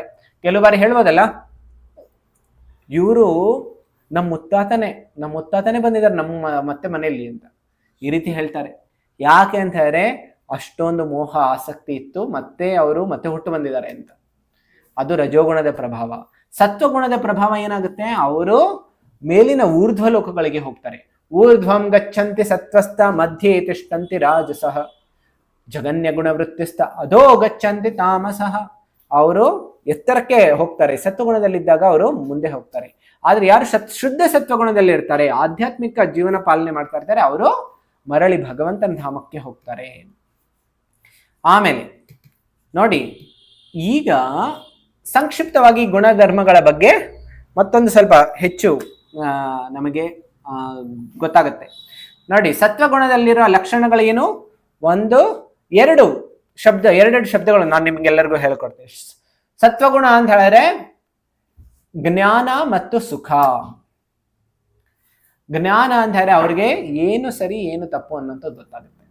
ಯಾವುದು ಪಾಪ ಯಾವುದು ಪುಣ್ಯ, ಯಾವುದು ಭೌತಿಕ ಯಾವುದು ಆಧ್ಯಾತ್ಮಿಕ, ಇದರ ಜ್ಞಾನ ಇರುತ್ತೆ. ಯಾಕೆ ಈ ಜ್ಞಾನದಿಂದ ಏನಾಗುತ್ತೆ, ಅವರು ತಪ್ಪು ಮಾಡೋದನ್ನ ಪಾಪ ಮಾಡೋದನ್ನ ಕಡಿಮೆ ಅಲ್ಲ ಅದನ್ನ ವರ್ಜನೆ ಮಾಡ್ತಾರೆ, ಪುಣ್ಯ ಕಾರ್ಯಗಳನ್ನ ಮಾಡ್ತಾರೆ. ಅದಕ್ಕೋಸ್ಕರ ಅವರಿಗೆ ಸುಖ ಹೆಚ್ಚಾಗುತ್ತೆ. ಸುಖ ಮತ್ತು ಜ್ಞಾನ ಯಾವುದರದು ಯಾವ ಲಕ್ಷಣ ಅಂತ ಹೇಳಿದ್ರೆ ಸತ್ವಗುಣದ ಲಕ್ಷಣ. ಶುದ್ಧತೆನೂ ಅಷ್ಟೇ, ಶೌಚ ಶುದ್ಧತೆ ಅದು ಸತ್ವಗುಣದ ಲಕ್ಷಣ. ರಜೋಗುಣದ ಲಕ್ಷಣ ಅಂತ ಹೇಳಿದ್ರೆ ತುಂಬಾನೇ ಆಸೆಗಳು, ಇದು ಮಾಡ್ಬೇಕು ಅದು ಮಾಡ್ಬೇಕು, ಅಷ್ಟೊಂದು ಪಡ್ಕೊಳ್ಬೇಕು, ಈ ರೀತಿ ತುಂಬಾ ಅಸಂಖ್ಯಾತ ಆಸೆಗಳು. ಆಮೇಲೆ ಅದಕ್ಕಾಗಿ ಕಠೋರವಾಗಿ ಪರಿಶ್ರಮವನ್ನು ಮಾಡ್ತಾರೆ. ಆಮೇಲೆ ಲೋಭನೂ ಇರುತ್ತೆ, ಐಹಿಕ ಸುಖಗಳು ಇರುತ್ತೆ. ಆಮೇಲೆ ತಮೋಗುಣ ಮೂರ್ಖತೆ, ನಿದ್ರೆ, ಸೋಮಾರಿತನ, ನಶೆ ಮತ್ತು ಅಸ್ವಚ್ಛತೆ, ಕ್ಲೆನ್ಲಿನೆಸ್ ಇರೋದಿಲ್ಲ. ಇದರ ಪರಿಣಾಮಗಳು ನೋಡಿ. ಸತ್ವಗುಣದ ಪರಿಣಾಮ ಏನು? ಪಾಪ ಕರ್ಮಗಳಿಂದ ಮುಕ್ತಿ ಸಿಗುತ್ತೆ. ಪಾಪಗಳಿಂದ ಅವರಿಗೆ, ಯಾಕೆಂದ್ರೆ ಪಾಪ ಮಾಡೋದಿಲ್ಲ, ಮಾಡಿದ್ರು ಅದು ಈ ರೀತಿಯ ಬೇರೆ ಬೇರೆ ಜ್ಞಾನದಿಂದ ಮತ್ತೆ ಬೇರೆ ಪುಣ್ಯ ಕಾರ್ಯಗಳಿಂದ ಇದೇನಾಗುತ್ತೆ, ಪಾಪಗಳಿಂದ ಮುಕ್ತಿ ಸಿಕ್ಬಿಡುತ್ತೆ. ರಜೋಗುಣದಿಂದ ನೋಡಿ ಏನ್ ಪರಿಣಾಮ?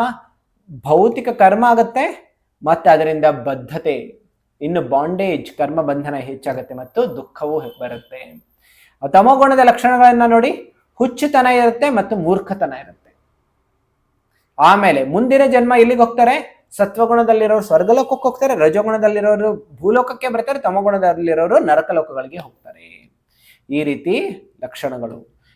ನಾನು ಹೇಳ್ತಾ ಇದ್ನಲ್ಲ, ಹೇಗೆ ಇದು ಹಗ್ಗ ದಾರ ಇದ್ದ ಹಾಗೆ ಅಂತ. ತ್ರಿಗುಣ ಅಂತ ಹೇಳಿದ್ರೆ ದಾರಾನು ಹೌದು. ಸತ್ವಗುಣ ಯಾವ್ದಕ್ಕೆ ಹೋಲಿಸಿದ್ದಾರೆ? ಬಂಗಾರದ ಚೈನ್ ಇದ್ದ ಹಾಗೆ. ರಜೋಗುಣ ಬೆಳ್ಳಿಯ ಚೈನ್ ಇದ್ದ ಹಾಗೆ. ತಮೋಗುಣ ಐರನ್ ಚೈನ್ ಇದ್ದ ಹಾಗೆ. ಈಗ ನೋಡ್ಬೋದು, ಯಾರಾದ್ರೂ ಪ್ರಿಸನ್ ಸೆಲ್, ಯಾರಾದ್ರೂ ಜೈಲ್ ಒಳಗಡೆ ಹಾಕಿರ್ತಾರೆ.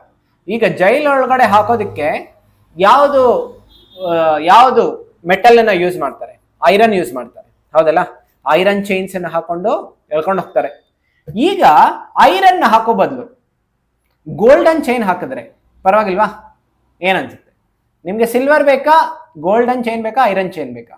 ಈಗ ನಿಮ್ಗೆ ಯಾರಿಗಾರು ಕೇಳಿದ್ರೆ, ನಿಮಗೆ ನಾವು ಜೈಲ್ನಲ್ಲಿ ಹಾಕ್ತೀವಿ, ಈ ಮೂರಲ್ಲಿ ಯಾವ್ದು ಸೆಲೆಕ್ಟ್ ಮಾಡ್ಕೊಳ್ಳಿ ಅಂತ, ಯಾವ್ದನ್ನ ನಾವು ಸೆಲೆಕ್ಟ್ ಮಾಡ್ತೀವಿ? ಗೋಲ್ಡನ್ ಬೇಕಾಗತ್ತಾ? ಆದ್ರೆ ಯಾರು ಬುದ್ಧಿವಂತ ವ್ಯಕ್ತಿ ಇರ್ತಾನೆ, ಅವ್ರು ಹೇಳ್ತಾರೆ ನಂಗೆ ಗೋಲ್ಡ್ ಬೇಡ, ಸಿಲ್ವರು ಬೇಡ, ಮತ್ತೆ ಐರನ್ನು ಬೇಡ ಅಂತ ಹೇಳ್ತಾರೆ. ಯಾಕೆಂದ್ರೆ ಈ ಮೂರು ನಮಗೆ ಬಂಧನದಲ್ಲಿ ಹಾಕುತ್ತೆ. ಅದಕ್ಕೋಸ್ಕರ ಹೇಳ್ತಾರೆ ಸತ್ವಗುಣನೂ ಒಂದು ರೀತಿನಲ್ಲಿ ಅದು ಬಂಧನನೇ. ಅದಕ್ಕೋಸ್ಕರ ನಾವು ಸತ್ವಗುಣವನ್ನು ದಾಟಿ ಮುಂದೆ ಹೋಗ್ಬೇಕು. ನೋಡಿ, ಇದನ್ನ ಆಲ್ರೆಡಿ ನಾನು ಹೇಳಿದ್ದು. ಹೇಗೆ ಭೌತಿಕ ಜಗತ್ತು ಒಂದು ಸೆರೆಮನೆ ಇದ್ದ ಹಾಗೆ, ಅದು ಜೈಲ್ ಇದ್ದ ಹಾಗೆ. ಈ ಜೈಲಿನಲ್ಲಿ ಹೇಗೆ ಎಲ್ಲ ಕೈದಿಗಳನ್ನ ಒಳಗಡೆ ಇಟ್ಟಿರ್ತಾರೆ, ಅದೇ ರೀತಿ ಯಾರು ಭಗವಂತನ ಧಾಮ ಬಿಟ್ಟು ಭೌತಿಕ ಜಗತ್ತಿಗೆ ಬಂದಿದ್ದಾರೆ ಅವರೆಲ್ಲರನ್ನು ಈ ಭೌತಿಕ ಜಗತ್ತು ಅನ್ನುವಂಥ ಒಂದು ಸೆರೆಮನೆಯಲ್ಲಿ ಬಂಧನದಲ್ಲಿ ಇಟ್ಟಿದ್ದಾರೆ. ಆ ಬಂಧನ ಯಾವುದ್ರ ಮುಖಾಂತರ ಇಟ್ಟಿದ್ದಾರೆ? ಈ ಮೂರು ಗುಣಗಳ ಮುಖಾಂತರ ಇಟ್ಟಿದ್ದಾರೆ. ಯಾಕೆ ಇದನ್ನ ಈ ರೀತಿ ಬಂಧನದಲ್ಲಿ ಇಟ್ಟಿರೋದು ಅಂತ ಹೇಳಿದ್ರೆ, ಜೈಲ್ ಇರುವಂತದ್ದು ಶಿಕ್ಷೆ ಕೊಡೋದಕ್ಕಷ್ಟೇ ಅಲ್ಲ, ಅವರನ್ನ ಸರಿಪಡಿಸೋದಕ್ಕೆ. ಅದೇ ರೀತಿ ಭೌತಿಕ ಜಗತ್ತು ಯಾಕಿದೆ ಅಂತ ಹೇಳಿದ್ರೆ ನಮ್ಮನ್ನೆಲ್ಲರನ್ನು ಸರಿಪಡಿಸೋದಕ್ಕೋಸ್ಕರ. ಆದ್ರೆ ಬಂಧನದಲ್ಲಿರೋ ವ್ಯಕ್ತಿ ಏನನ್ಸುತ್ತೆ, ನನಗೆ ಫುಲ್ ಫ್ರೀಡಮ್ ಇದೆ, ನಾನು ಏನ್ ಬೇಕಾದ್ರೂ ಮಾಡ್ಬೋದು ಅನ್ಸುತ್ತೆ ಅವನಿಗೆ. ನಾನೆಲ್ಲಿ ಬಂಧನದಲ್ಲಿದ್ದೀನಿ? ಈಗ ನೋಡಿ, ಯಾರಾದ್ರೂ ಕ್ರಿಮಿನಲ್ಗೆ ಹೋಗಿ ಕೇಳಿದ್ರೆ ಅವನ್ಗೆ ಅನ್ಸುತ್ತೆ, ಯಾರು ನನ್ನ ಹಿಡ್ಕೊಳಕ್ಕಾಗುತ್ತೆ, ನಾನೇನ್ ಬೇಕಾದ್ರೂ ಮಾಡ್ಕೊಳ್ಬೋದು, ಆ ರೀತಿ ಭಾವನೆ ಇರುತ್ತೆ. ಅದಕ್ಕೋಸ್ಕರ ನೋಡಿ ಭಗವಂತ ಹೇಳ್ತಾರೆ, ಅಂತ ಮೂಢನಿಗೆ ಅವನ್ ಅನ್ಸುತ್ತೆ ಐ ಆಮ್ ದ ಡೂಯರ್, ನಾನೇನ್ ಬೇಕಾದ್ರೂ ಮಾಡ್ಬೋದು. ಪ್ರಕೃತಿ ಕ್ರಿಯಮಾಣಾನಿ ಗುಣೈ ಕರ್ವಾಣಿ ಸರ್ವಶಃ ಅಹಂಕಾರ ವಿಮೂಢಾತ್ಮ ಕರ್ತಾಹಂ ಇತಿ ಮನ್ಯತೆ. ಈ ಜಗತ್ತಿನಲ್ಲಿ ನೋಡ್ಬೋದು, ಎಷ್ಟೋ ಜನ ಹೇಳ್ತಾ ಇರ್ತಾರೆ, ನಾನೇ ಮಾಡಿರೋದು ಈ ಕೆಲಸ, ನಾನೇ ಇಷ್ಟು ದೊಡ್ಡ ಮನೆಯನ್ನ ಕಟ್ಸಿರೋದು, ನಾನಿಲ್ಲ ಅಂದ್ರೆ ಏನು ನಡೆಯೋದೇ ಇಲ್ಲ, ನಾನು ಎಲ್ಲರನ್ನು ಸಾಕ್ತಾ ಇದ್ದೀನಿ, ನಾನೇ ಹೋಗಿ ಈ ಸಂಪೂರ್ಣ ರಾಜ್ಯವನ್ನ ನೋಡ್ಕೊಳ್ತಾ ಇದ್ದೀನಿ ನಾನು. ಈ ರೀತಿ ಎಲ್ಲ ಭಾವನೆ ಇರುತ್ತೆ. ಅದಕ್ಕೋಸ್ಕರ ನೋಡಿ ಹೇಳ್ತಾರೆ, ಕಾರ್ಯಗಳನ್ನು ವಾಸ್ತವವಾಗಿ ಯಾರು ಮಾಡ್ತಾ ಇರೋದು? ನಾವು ಮಾಡ್ತಾ ಇಲ್ಲ, ಪ್ರಕೃತಿ ಮಾಡ್ತಾ ಇದೆ, ಮೂರು ಗುಣಗಳು ಮಾಡ್ತಾ ಇದೆ. ಆದ್ರೆ ಅಹಂಕಾರದಿಂದ ಏನ್ ಮಾಡ್ತೀವಿ? ನಾನೇ ಮಾಡ್ತಾ ಇದ್ದೀನಿ ಅಂತ ಅಂದ್ಕೊಳ್ತೀವಿ. ಅದಕ್ಕೋಸ್ಕರನೇ ಅದರ ಫಲಗಳನ್ನು ನಾವು ಅನುಭವಿಸ್ತೀವಿ. ಯಾವಾಗ ನಾನ್ ಮಾಡ್ತಾ ಇದ್ದೀನಿ ಅಂತ ಹೇಳ್ತೀವಿ, ಅದರಿಂದ ಬರುತ್ತಲ್ಲ ಸುಖ ದುಃಖ, ಅದಕ್ಕೋಸ್ಕರ ನಾವು ಅದನ್ನ ಅನುಭವಿಸ್ತೀವಿ. ಆದ್ರೆ ಯಾವಾಗ ನಾವು ತಿಳ್ಕೊಳ್ತೀವಿ ನಾನ್ ಮಾಡ್ತಾ ಇಲ್ಲ, ಪ್ರಕೃತಿ ಮಾಡ್ತಾ ಇದೆ, ಆವಾಗ ನಾವು ಅದರ ಫಲವನ್ನು ನಾವು ಅನುಭವಿಸೋದಿಲ್ಲ. ಅದಕ್ಕೋಸ್ಕರ ಬದ್ಧಾತ್ಮನ ಲಕ್ಷಣಗಳನ್ನ ನೋಡಿ. ಆತ್ಮ ಬದ್ಧವಾಗಿದೆ, ಅದು ಸಂಪರ್ಕಕ್ಕೆ ಬರುವ ಪ್ರಕೃತಿಯ ಗುಣಕ್ಕೆ ಅನುಗುಣವಾಗಿ ಕಾರ್ಯನಿರ್ವಹಿಸುತ್ತದೆ.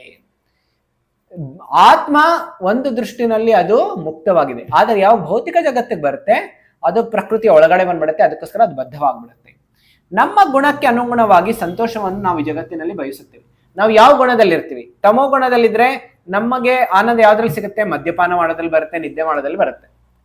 ಅದೇ ನಾವು ರಜೋಗುಣದಲ್ಲಿದ್ರೆ ಗ್ಲಾಮರ್ ಮಾಡೋದ್ರಲ್ಲಿ, ಹಣ ಗಳಿಸೋದ್ರಲ್ಲಿ ನಮಗೆ ಬರುತ್ತೆ. ಸತ್ವಗುಣದಲ್ಲಿದ್ರೆ ಜ್ಞಾನ ಹೆಚ್ಚು ಮಾಡ್ಕೊಳ್ಳೋದ್ರಲ್ಲಿ ನಮಗೆ ಖುಷಿ ಬರುತ್ತೆ. ಆಮೇಲೆ ಸೇವೆ ಮಾಡೋ ಭಗವಂತನ ನಿಸ್ವಾರ್ಥವಾಗಿ ಸೇವೆ ಮಾಡೋದ್ರಲ್ಲಿ ಬರುತ್ತೆ. ಪ್ರಕೃತಿಯ ಗುಣಗಳಿಂದ ಹುಟ್ಟಿದ ಪ್ರಚೋದನೆಗಳಿಗೆ ಅನುಗುಣವಾಗಿ ನಾವು ಅಸಹಾಯಕತೆಯಿಂದ ವರ್ತಿಸುತ್ತೇವೆ.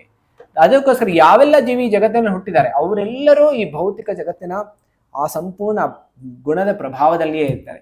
ಅದಕ್ಕೋಸ್ಕರ ಅವ್ರಿಗೆ ಆ ಬೇಡ ಅಂತ ಹೇಳಿದ್ರು ಆಗೋದಿಲ್ಲ, ಆದ್ರೆ ಗುಣದ ಪ್ರಭಾವದಲ್ಲಿ ಅವ್ರು ಕೆಲಸ ಮಾಡೇ ಮಾಡ್ತಾರೆ. 3 ಗುಣಗಳಿಂದ ಹುಟ್ಟಿದ ಅಶುದ್ಧ ಬಯಕೆಗಳು ನಮ್ಮ ಶುದ್ಧ ಆಧ್ಯಾತ್ಮಿಕ ಸ್ವರೂಪವನ್ನು ವಿರೂಪಗೊಳಿಸುತ್ತವೆ. ಅಂದ್ರೆ ಅದು ನಮ್ಮ ಆಧ್ಯಾತ್ಮಿಕ ಗುಣನ ಮುಚ್ಚಿಬಿಡುತ್ತೆ. ಅದಕ್ಕೋಸ್ಕರ ನಾವು ಯಾರಿಗಾರು ಕೇಳಿದ್ರೆ ನೀವು ಯಾರು ಅಂತ ಕೇಳಿದ್ರೆ ಏನ್ ಹೇಳ್ತಾರೆ? ಶರೀರ ಹೇಳ್ತಾರೆ, ಅವ್ರ ಆತ್ಮ ಅನ್ನುವಂಥದ್ದು ಹೇಳೋದಿಲ್ಲ. ಯಾಕೆಂದ್ರೆ ಅದು ಜ್ಞಾನ ಮುಚ್ಚೋಗ್ಬಿಟ್ಟಿದೆ. ಹೀಗಾಗಿ ಈ ಭೌತಿಕ ಜಗತ್ತಿನಲ್ಲಿ ಆತ್ಮ ಮತ್ತೆ ಮತ್ತೆ ಜನ್ಮವನ್ನ ಪಡ್ಕೊಳ್ತಾ ಇರುತ್ತೆ. ಯಾಕೆಂದ್ರೆ ಅದು ಭೌತಿಕ ಜಗತ್ತಿನ ಪ್ರಭಾವದಲ್ಲಿ ಬಂದಿದೆ. ಆದರೆ ಶ್ರೀಕೃಷ್ಣ ತ್ರಿಗುಣಾತೀತನಾಗಿದ್ದಾನೆ.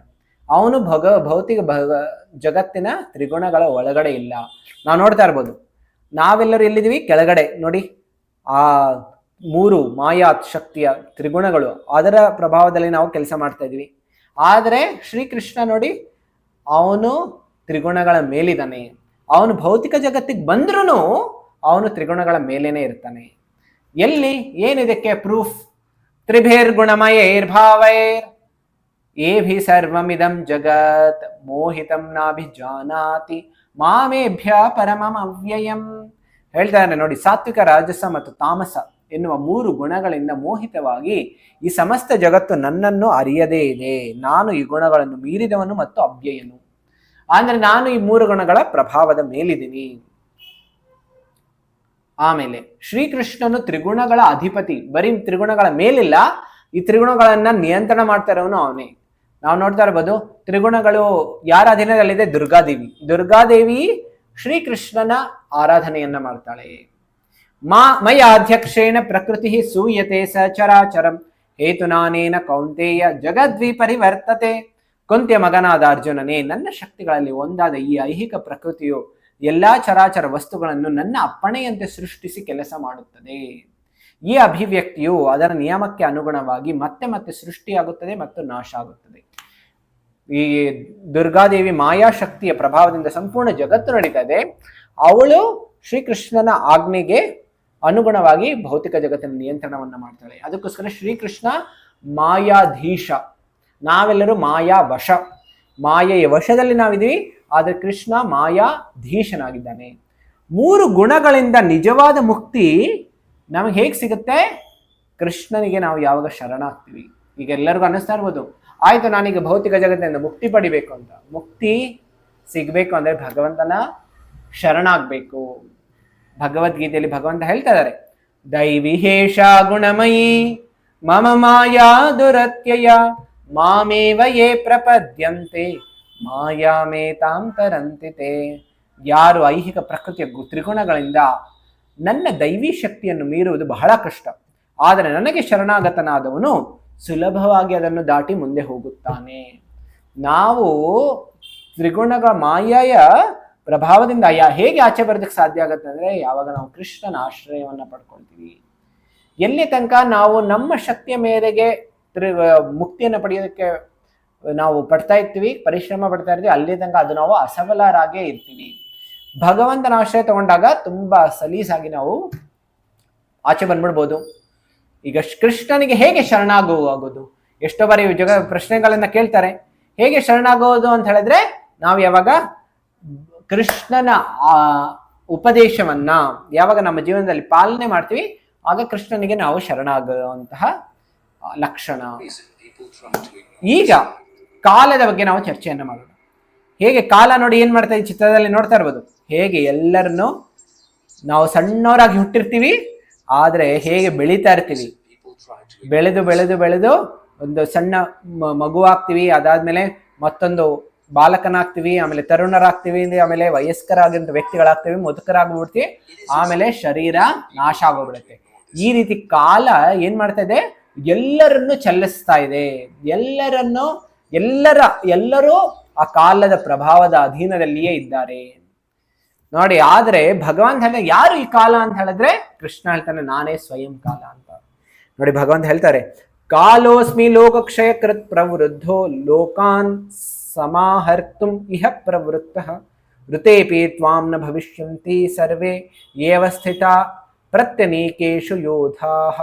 ಹೇಳ್ತಾರೆ ಭಗವಂತ, ಹೇಳ್ತಾರೆ ನಾನು ಕಾಲನು, ಎಲ್ಲ ಲೋಕಗಳನ್ನ ನಾನು ಕ್ಷಯ ಮಾಡ್ತೀನಿ, ಎಲ್ಲ ಜನರನ್ನ ನಾಶ ಮಾಡ್ತೀನಿ ಅಂತ ಹೇಳಿದ್ರೆ, ಭಗವಂತ ಒಂದು ರೂಪದಲ್ಲಿ ಸೃಷ್ಟಿಯನ್ನು ಮಾಡ್ತಾರೆ, ಮತ್ತೊಂದು ಕಾಲದ ರೂಪದಲ್ಲಿ ಬಂದು ಎಲ್ಲವನ್ನು ನಾಶವನ್ನು ಮಾಡ್ತಾರೆ. ನೋಡಿ ಭಗವಂತ ನಿಮ್ಮನ್ನು ಅಂದ್ರೆ ಪಾಂಡವರನ್ನ ಬಿಟ್ಟು ಈ ಎರಡೂ ಪಕ್ಷಗಳಲ್ಲಿರೋ ಎಲ್ಲರನ್ನು ನಾನು ಕೊಂದು ಹಾಕ್ಬಿಡ್ತೀನಿ, ಆ ರೀತಿ ಭಗವಂತ ಹೇಳ್ತಾರೆ. ಅಂದೆ ನೋಡಿ, ನಾವು ಚರ್ಚೆ ಮಾಡ್ತಾ ಇದ್ವಿ ಹೇಗೆ 5 ವಿಷಯಗಳಿದೆ ಭಗವದ್ಗೀತೆಯಲ್ಲಿ: ಈಶ್ವರ, ಜೀವ, ಪ್ರಕೃತಿ, ಕಾಲ, ಕರ್ಮ. ಇವತ್ತು ನಾವು ಪ್ರಕೃತಿ ಮತ್ತು ಕಾಲದ ಬಗ್ಗೆ ನಾವು ಇವತ್ತು ಚರ್ಚೆ ಮಾಡ್ತೀವಿ. ಇದು ಭಗವಂತನ ಒಂದು ಶಕ್ತಿ, ಆಮೇಲೆ ಇದು ಭಗವಂತನ ಶಾಶ್ವತವಾಗಿರುವಂತಹ ಶಕ್ತಿಯಾಗಿದೆ. ಈ ಕಾಲದ ಪ್ರಭಾವದಿಂದ ಏನಾಗ್ತಾ ಇದೆ, ನಾವು ಹುಟ್ಟುತ್ತಾ ಇದ್ದೀವಿ, ಬೆಳೀತಾ ಇದ್ದೀವಿ, ಆಮೇಲೆ ಪೋಷಣೆ ಆಗ್ತಾ ಇದೆ, ಆಮೇಲೆ ನಮ್ಮ ಶರೀರ ಮೇಂಟೆನೆನ್ಸ್ ವ್ಯವಸ್ಥೆ ನಡೀತಾ ಇದೆ, ಆಮೇಲೆ ಪುನರುತ್ಪಾದನೆ, ಬೇರೆ ಜೀವಿಗಳಿಗೆ ಜನ್ಮವನ್ನು ಕೊಡ್ತಾರೆ, ಅದಾದ್ಮೇಲೆ ಆ ಶರೀರ ಏನಾಗುತ್ತೆ, ಕ್ರಮೇಣವಾಗಿ ಸವಿತಾ ಇರುತ್ತೆ, ಕೊನೆಗೆ ಅದು ನಾಶ ಆಗೋಗ್ಬಿಡುತ್ತೆ. ಈ ರೀತಿ ಸಂಪೂರ್ಣವಾಗಿ ಎಲ್ಲರೂ ಈ ಕಾಲದ ಪ್ರಭಾವದಿಂದ ಏನಾಗ್ತದೆ, ಎಲ್ಲರೂ ಈ 6 ಬೆಳವಣಿಗೆಯ ಬದಲಾವಣೆಗಳಿಗೆ ಒಳಗಾಗಿದ್ದಾರೆ. ಆದರೆ ಶ್ರೀಕೃಷ್ಣನು ಈ ರೀತಿ ಆಗೋದಿಲ್ಲ. ನಮ್ಗನ್ನಿಸ್ಬೋದು ಕೃಷ್ಣನ ಹುಟ್ಟಿದ ಹಬ್ಬದ ದಿನ ಇದೆ, ಜನ್ಮಾಷ್ಟಮಿಯನ್ನು ಆಚರಣೆ ಮಾಡ್ತೀವಿ. ಆದರೆ ಶ್ರೀಕೃಷ್ಣನ ಜನ್ಮದ ಆಚರಣೆ ಹೇಗಿದೆ ಅಂತಾರೆ, ಸೂರ್ಯ ಹೇಗೆ ಪೂರ್ವದಲ್ಲಿ ಹುಟ್ಟುತ್ತಾನೆ ಆ ರೀತಿ. ನಾವು ಹೇಳ್ತಾ ಇದ್ದೀವಿ ಸೂರ್ಯ ಹುಟ್ಟುತ್ತಾ ಇದ್ದಾನೆ ಅಂತ, ಆದರೆ ಸೂರ್ಯ ಪ್ರತಿದಿನ ಅವನ ಹುಟ್ಟು ಮತ್ತೆ ಸೂರ್ಯಾಸ್ತಮ ಆಗ್ತದೆ. ಆಗ ಸೂರ್ಯ ಸಾಯ್ತಾ ಇದ್ದಾನೆ, ಅವನು ಕಾಣಿಸ್ಕೊಳ್ತಾ ಇದ್ದಾನೆ ಮತ್ತು ಅದೃಶ್ಯನಾಗ್ತಾ ಇದ್ದಾನೆ. ಅದೇ ರೀತಿ ಕೃಷ್ಣನು ಅಷ್ಟೇ, ಅವನು ಈ ಜಗತ್ತಿಗೆ ಬಂದಾಗ ಅವನು ನಮ್ಮೆಲ್ಲರಿಗೆ ಕಾಣಿಸ್ಕೊಳ್ತಾನೆ, ಆಮೇಲೆ ನಮ್ಮ ಕಣ್ಣಿನಿಂದ ಅದೃಶ್ಯನಾಗ್ತಾನೆ. ಆದ್ರೆ ಅವನು ಈ ರೀತಿ ಕಾಲದ ಪ್ರಭಾವದಲ್ಲಿಲ್ಲ, ಆದ್ರೆ ನಾವೆಲ್ಲರೂ ಕಾಲದ ಪ್ರಭಾವದಲ್ಲಿ ಇದ್ದೀವಿ. ಆಮೇಲೆ ಸಮಯದ ವಿಭಾಜನೆ ನೋಡಿ, ನಮ್ಮ ಹಿಂದೆ ವೈದಿಕ ಗ್ರಂಥಗಳಲ್ಲಿ ಎಷ್ಟೊಂದು ಇದೆ ನೋಡಿ. ಎಷ್ಟು ಇದೆ ಅಂತ ಹೇಳಿದ್ರೆ, ವೈದಿಕ ಶಾಸ್ತ್ರಗಳಲ್ಲಿ ನಮಗೆ ಕಾಲದ ಪ್ರಮಾಣದ ಬಗ್ಗೆ ಸವಿಸ್ತಾರವಾಗಿ ಹೇಳಿದೆ. ಅಣುರೇಣುಗಳ ಒಳಗಿನ ಸೂಕ್ಷ್ಮ ಗಣನೆಗಳಿಂದ ಸಂಪೂರ್ಣ ಬ್ರಹ್ಮಾಂಡದ ರಚನೆಯವರೆಗಿನ ವಿಶಾಲ ಗಣನೆಯವರೆಗೆ. ಇವತ್ತು ನಾವು ಸಂಪೂರ್ಣ ಬ್ರಹ್ಮಾಂಡದ ಸಮಯದ ಅವಧಿ ಎಷ್ಟು ಅಂತ ನಾವು ಇವತ್ತು ಕ್ಯಾಲ್ಕುಲೇಟ್ ಮಾಡೋಣ. ಹೇಗೆ ಸಮಯ ಎಲ್ಲಿಂದ ಪ್ರಾರಂಭ ಆಗುತ್ತೆ, ಒಂದು ತ್ರುಟಿ ಅಂತ ಹೇಳ್ತಾರೆ. ಈ ತ್ರುಟಿಯ ಎಷ್ಟು ಸಮಯ ಅಂತ ಹೇಳಿದ್ರೆ 8/13,500 ಸೆಕೆಂಡುಗಳು. ಇಷ್ಟು ಕಡಿಮೆ ಸಮಯ ಇದೆ. ಆಮೇಲೆ ವೇದ, ಆಮೇಲೆ ಲವ, ನಿಮಿಷ ಮತ್ತು ಕ್ಷಣ, ಕಾಶ ಮತ್ತು ಲಘು. ನೋಡಿ ಇಷ್ಟೊಂದು 8 ಸೆಕೆಂಡ್ಗಳು ಕಾಷ್ಟ, ಅದಾದ್ಮೇಲೆ ಲಘು ಅಂದರೆ 2 ನಿಮಿಷ. ಅದಷ್ಟೇ ಅಲ್ಲ, ಇನ್ನು ಮುಂದೆ ನೋಡಿ, ಒಂದು ದಂಡ ಅಂತ ಹೇಳಿದ್ರೆ 30 ನಿಮಿಷಗಳು, ಒಂದು ಪ್ರಹರ ಅಂತ ಹೇಳಿದ್ರೆ 3 ಗಂಟೆಗಳು, ಒಂದು ದಿನ ಅಂತ ಹೇಳಿದ್ರೆ 12 ಗಂಟೆ, ದಿನ ಮತ್ತು ರಾತ್ರಿ ಸೇರಿ 74 ಗಂಟೆಗಳು, ಒಂದು ಪಕ್ಷ ಅಂದರೆ 15 ದಿನ, ಆಮೇಲೆ ಒಂದು ಮಾಸ ಅಂತ ಹೇಳಿದ್ರೆ 30 ದಿನ, ಆಮೇಲೆ 2 ಪಕ್ಷಗಳನ್ನ ಕೃಷ್ಣ ಪಕ್ಷ ಶುಕ್ಲ ಪಕ್ಷ ಸೇರಿದ್ರೆ 1 ಮಾಸ ಆಗುತ್ತೆ, ಆಮೇಲೆ 12 ತಿಂಗಳುಗಳು ಸೇರಿ 1 ವರ್ಷ ಆಗುತ್ತೆ. ಆಮೇಲೆ ಆಗ ಸೂರ್ಯನ ಒಂದು ಸಂಪೂರ್ಣವಾದ ಕಕ್ಷೆ ಆಗುತ್ತೆ. ಮನುಷ್ಯನು ಈ ರೀತಿ 100 ವರ್ಷಗಳ ಕಾಲ ಬದುಕಿರ್ತಾನೆ. ಈಗ ಇದು ಮನುಷ್ಯನ ಸಮಯ ಆಯಿತು. ಈಗ ನೋಡಿ ಕಲಿಯುಗದ ಸಮಯ ಎಷ್ಟು ಹೇಳ್ತಾರೆ, 4,32,000 ವರ್ಷಗಳು. ದ್ವಾಪರ ಯುಗ ಇದರ 2ನೇ ಡಬಲ್ 8.64 lakhs. ಅದಾದ್ಮೇಲೆ ತ್ರೇತಾಯುಗ ಎಷ್ಟು, ಇದರ ಕಲಿಯುಗದ 3 ಪಟ್ಟು. ಆಮೇಲೆ ಸತ್ಯಯುಗ ಇದರ 4 ಪಟ್ಟು. ಈಗ ಸಂಪೂರ್ಣ ಈ 4 ಯುಗಗಳನ್ನು ಸೇರಿಸಿದ್ರೆ ಒಂದು ಮಹಾಯುಗ ಆಗುತ್ತೆ. ಅದನ್ನ ಒಂದು ಚತುರ್ಯುಗ ಅಂತಾನು ಹೇಳ್ತಾರೆ. ಇದೆಲ್ಲವೂ ಸಂಪೂರ್ಣ ಎಷ್ಟಾಗುತ್ತೆ ಅಂದ್ರೆ 43,20,000 ವರ್ಷಗಳು ಒಂದು ಮಹಾಯುಗದ ಸಮಯ ಆಗುತ್ತೆ. ಈಗ ಬ್ರಹ್ಮದೇವರ ಜೀವನದ ಸಮಯ ಎಷ್ಟು ನೋಡಿ, ಇದರಲ್ಲಿ ಗೊತ್ತಾಗುತ್ತೆ. ಬ್ರಹ್ಮದೇವರ 12 ಗಂಟೆಗಳು ಬಂದು 1000 ಚತುರ್ಯುಗಗಳು. 1000 ಚತುರ್ಯುಗಗಳು ಏನಾಗುತ್ತೆ, ಬ್ರಹ್ಮದೇವರ ಅರ್ಧ ದಿನ. ಬ್ರಹ್ಮದೇವರ 24 ಗಂಟೆ ಅಂದ್ರೆ 2,000 ಚತುರ್ಯುಗಗಳು. ಈಗ ಅಂದ್ರೆ ಎಷ್ಟು ಲಕ್ಷ ಆಯ್ತು ನೋಡಿ, 864 ಕೋಟಿ ವರ್ಷಗಳು ಏನಾಗುತ್ತೆ ಬ್ರಹ್ಮದೇವರ ಒಂದು ದಿನ, ಅಂದ್ರೆ 24 ಗಂಟೆಗಳು. ಈ ರೀತಿ ಬ್ರಹ್ಮದೇವರ ಒಂದು ವರ್ಷ ಅಂತ ಹೇಳಿದ್ರೆ ಎಷ್ಟು? 360. ಇದನ್ನ ಮಲ್ಟಿಪ್ಲೈ ಮಾಡಬೇಕು, ಹೌದಲ್ಲ? 360 ದಿನ ಬರುತ್ತೆ. ಅಂದರೆ 864 ಇಂಟು 360 ಕೋಟಿ ವರ್ಷಗಳು. ಇದು ಬ್ರಹ್ಮದೇವರ ಒಂದು ವರ್ಷ. ಆಮೇಲೆ ಬ್ರಹ್ಮದೇವರು ಈ ರೀತಿ 100 ವರ್ಷಗಳು ಬದುಕಿರ್ತಾರೆ. ಅಂದ್ರೆ ಇದನ್ನ ಮತ್ತೆ ಮಲ್ಟಿಪ್ಲೈ ಮಾಡ್ಬೇಕು. ಇದನ್ನ ಟೋಟಲ್ ಮಲ್ಟಿಪ್ಲೈ ಮಾಡಿದ್ರೆ ಎಷ್ಟಾಗತ್ತೆ? 311 ಕೋಟಿ 40 ದಶಲಕ್ಷ ವರ್ಷಗಳು. ಇಷ್ಟೇ. ಇದು ಬ್ರಹ್ಮದೇವರ ಸಂಪೂರ್ಣ ಜೀವನ ಅವಧಿ. ಇದು ಮಹಾವಿಷ್ಣುವಿನ ಒಂದು ಶ್ವಾಸದ ಸಮಯ. ಯಾಕೆಂದ್ರೆ ಆ ಒಂದು ಶ್ವಾಸದಲ್ಲಿ ಬ್ರಹ್ಮದೇವರು ಜನ್ಮ ಪಡಿತಾರೆ. ಅವರು ಉಸಿರನ್ನ ತಗೊಳ್ಳುವಾಗ ಬ್ರಹ್ಮದೇವರ ಜೀವನ ಅಂತ್ಯ ಆಗೋಗ್ಬಿಟ್ಟಿರುತ್ತೆ. ಈ ರೀತಿ ಮಹಾವಿಷ್ಣುವಿನ ರೋಮರಂಧ್ರಗಳಿಂದ ಎಲ್ಲ ಬ್ರಹ್ಮಾಂಡಗಳು ಬರ್ತಾ ಇದೆಯಲ್ಲ, ಈ ಎಲ್ಲಾ ಬ್ರಹ್ಮಾಂಡಗಳ ಅವಧಿ ಎಷ್ಟು ಅಂತ ಹೇಳಿದ್ರೆ, ಆ ಮಹಾವಿಷ್ಣು ಉಸಿರನ್ನ ಬಿಟ್ಟು ಮತ್ತೆ ಉಸಿರನ್ನ ತಗೊಳ್ತಾರಲ್ಲ ಆ ಸಮಯ, ಅದು ಒಂದು ಬ್ರಹ್ಮಾಂಡದ ಕಾಲದ ಅವಧಿ, ಅಂದ್ರೆ ಬ್ರಹ್ಮದೇವರ ಜೀವನ ಅವಧಿ. ಇದು ಸಂಪೂರ್ಣ ಕಾಲದ ಚರ್ಚೆಯನ್ನ ನಾವು ಇವತ್ತು ಮಾಡಿದ್ದೀವಿ. ತಮ್ಮೆಲ್ಲರಿಗೂ ಧನ್ಯವಾದ. ನಾವು ಇವತ್ತು ಎಷ್ಟೊಂದು ತಿಳ್ಕೊಂಡ್ವಿ. ಏನೆಲ್ಲ ತಿಳ್ಕೊಂಡ್ವಿ? ಪ್ರಕೃತಿ ಹೇಗೆ ನಮಗೆ ಬಂಧನದಲ್ಲಿಟ್ಟಿದೆ, ಆಮೇಲೆ ಬಂಧನದಲ್ಲಿಟ್ಟಿರೋದು ಹೇಗೆ, ಯಾವ ಗುಣಗಳಿಂದ, ಅದಷ್ಟೇ ಅಲ್ಲ ಕಾಲದ ಬಗ್ಗೆನೂ ನಾವು ತಿಳ್ಕೊಂಡ್ವಿ. ಈಗ ಏನಾದರೂ ಪ್ರಶ್ನೆಗಳಿದ್ರೆ ನಾವು ಕೇಳ್ಬೋದು. ಹರೇ ಕೃಷ್ಣ ಕೃಷ್ಣ ಕೃಷ್ಣ ಹರೇ ಹರೇ, ಹರೇ ರಾಮ ರಾಮ ರಾಮ ಹರೇ ಹರೇ.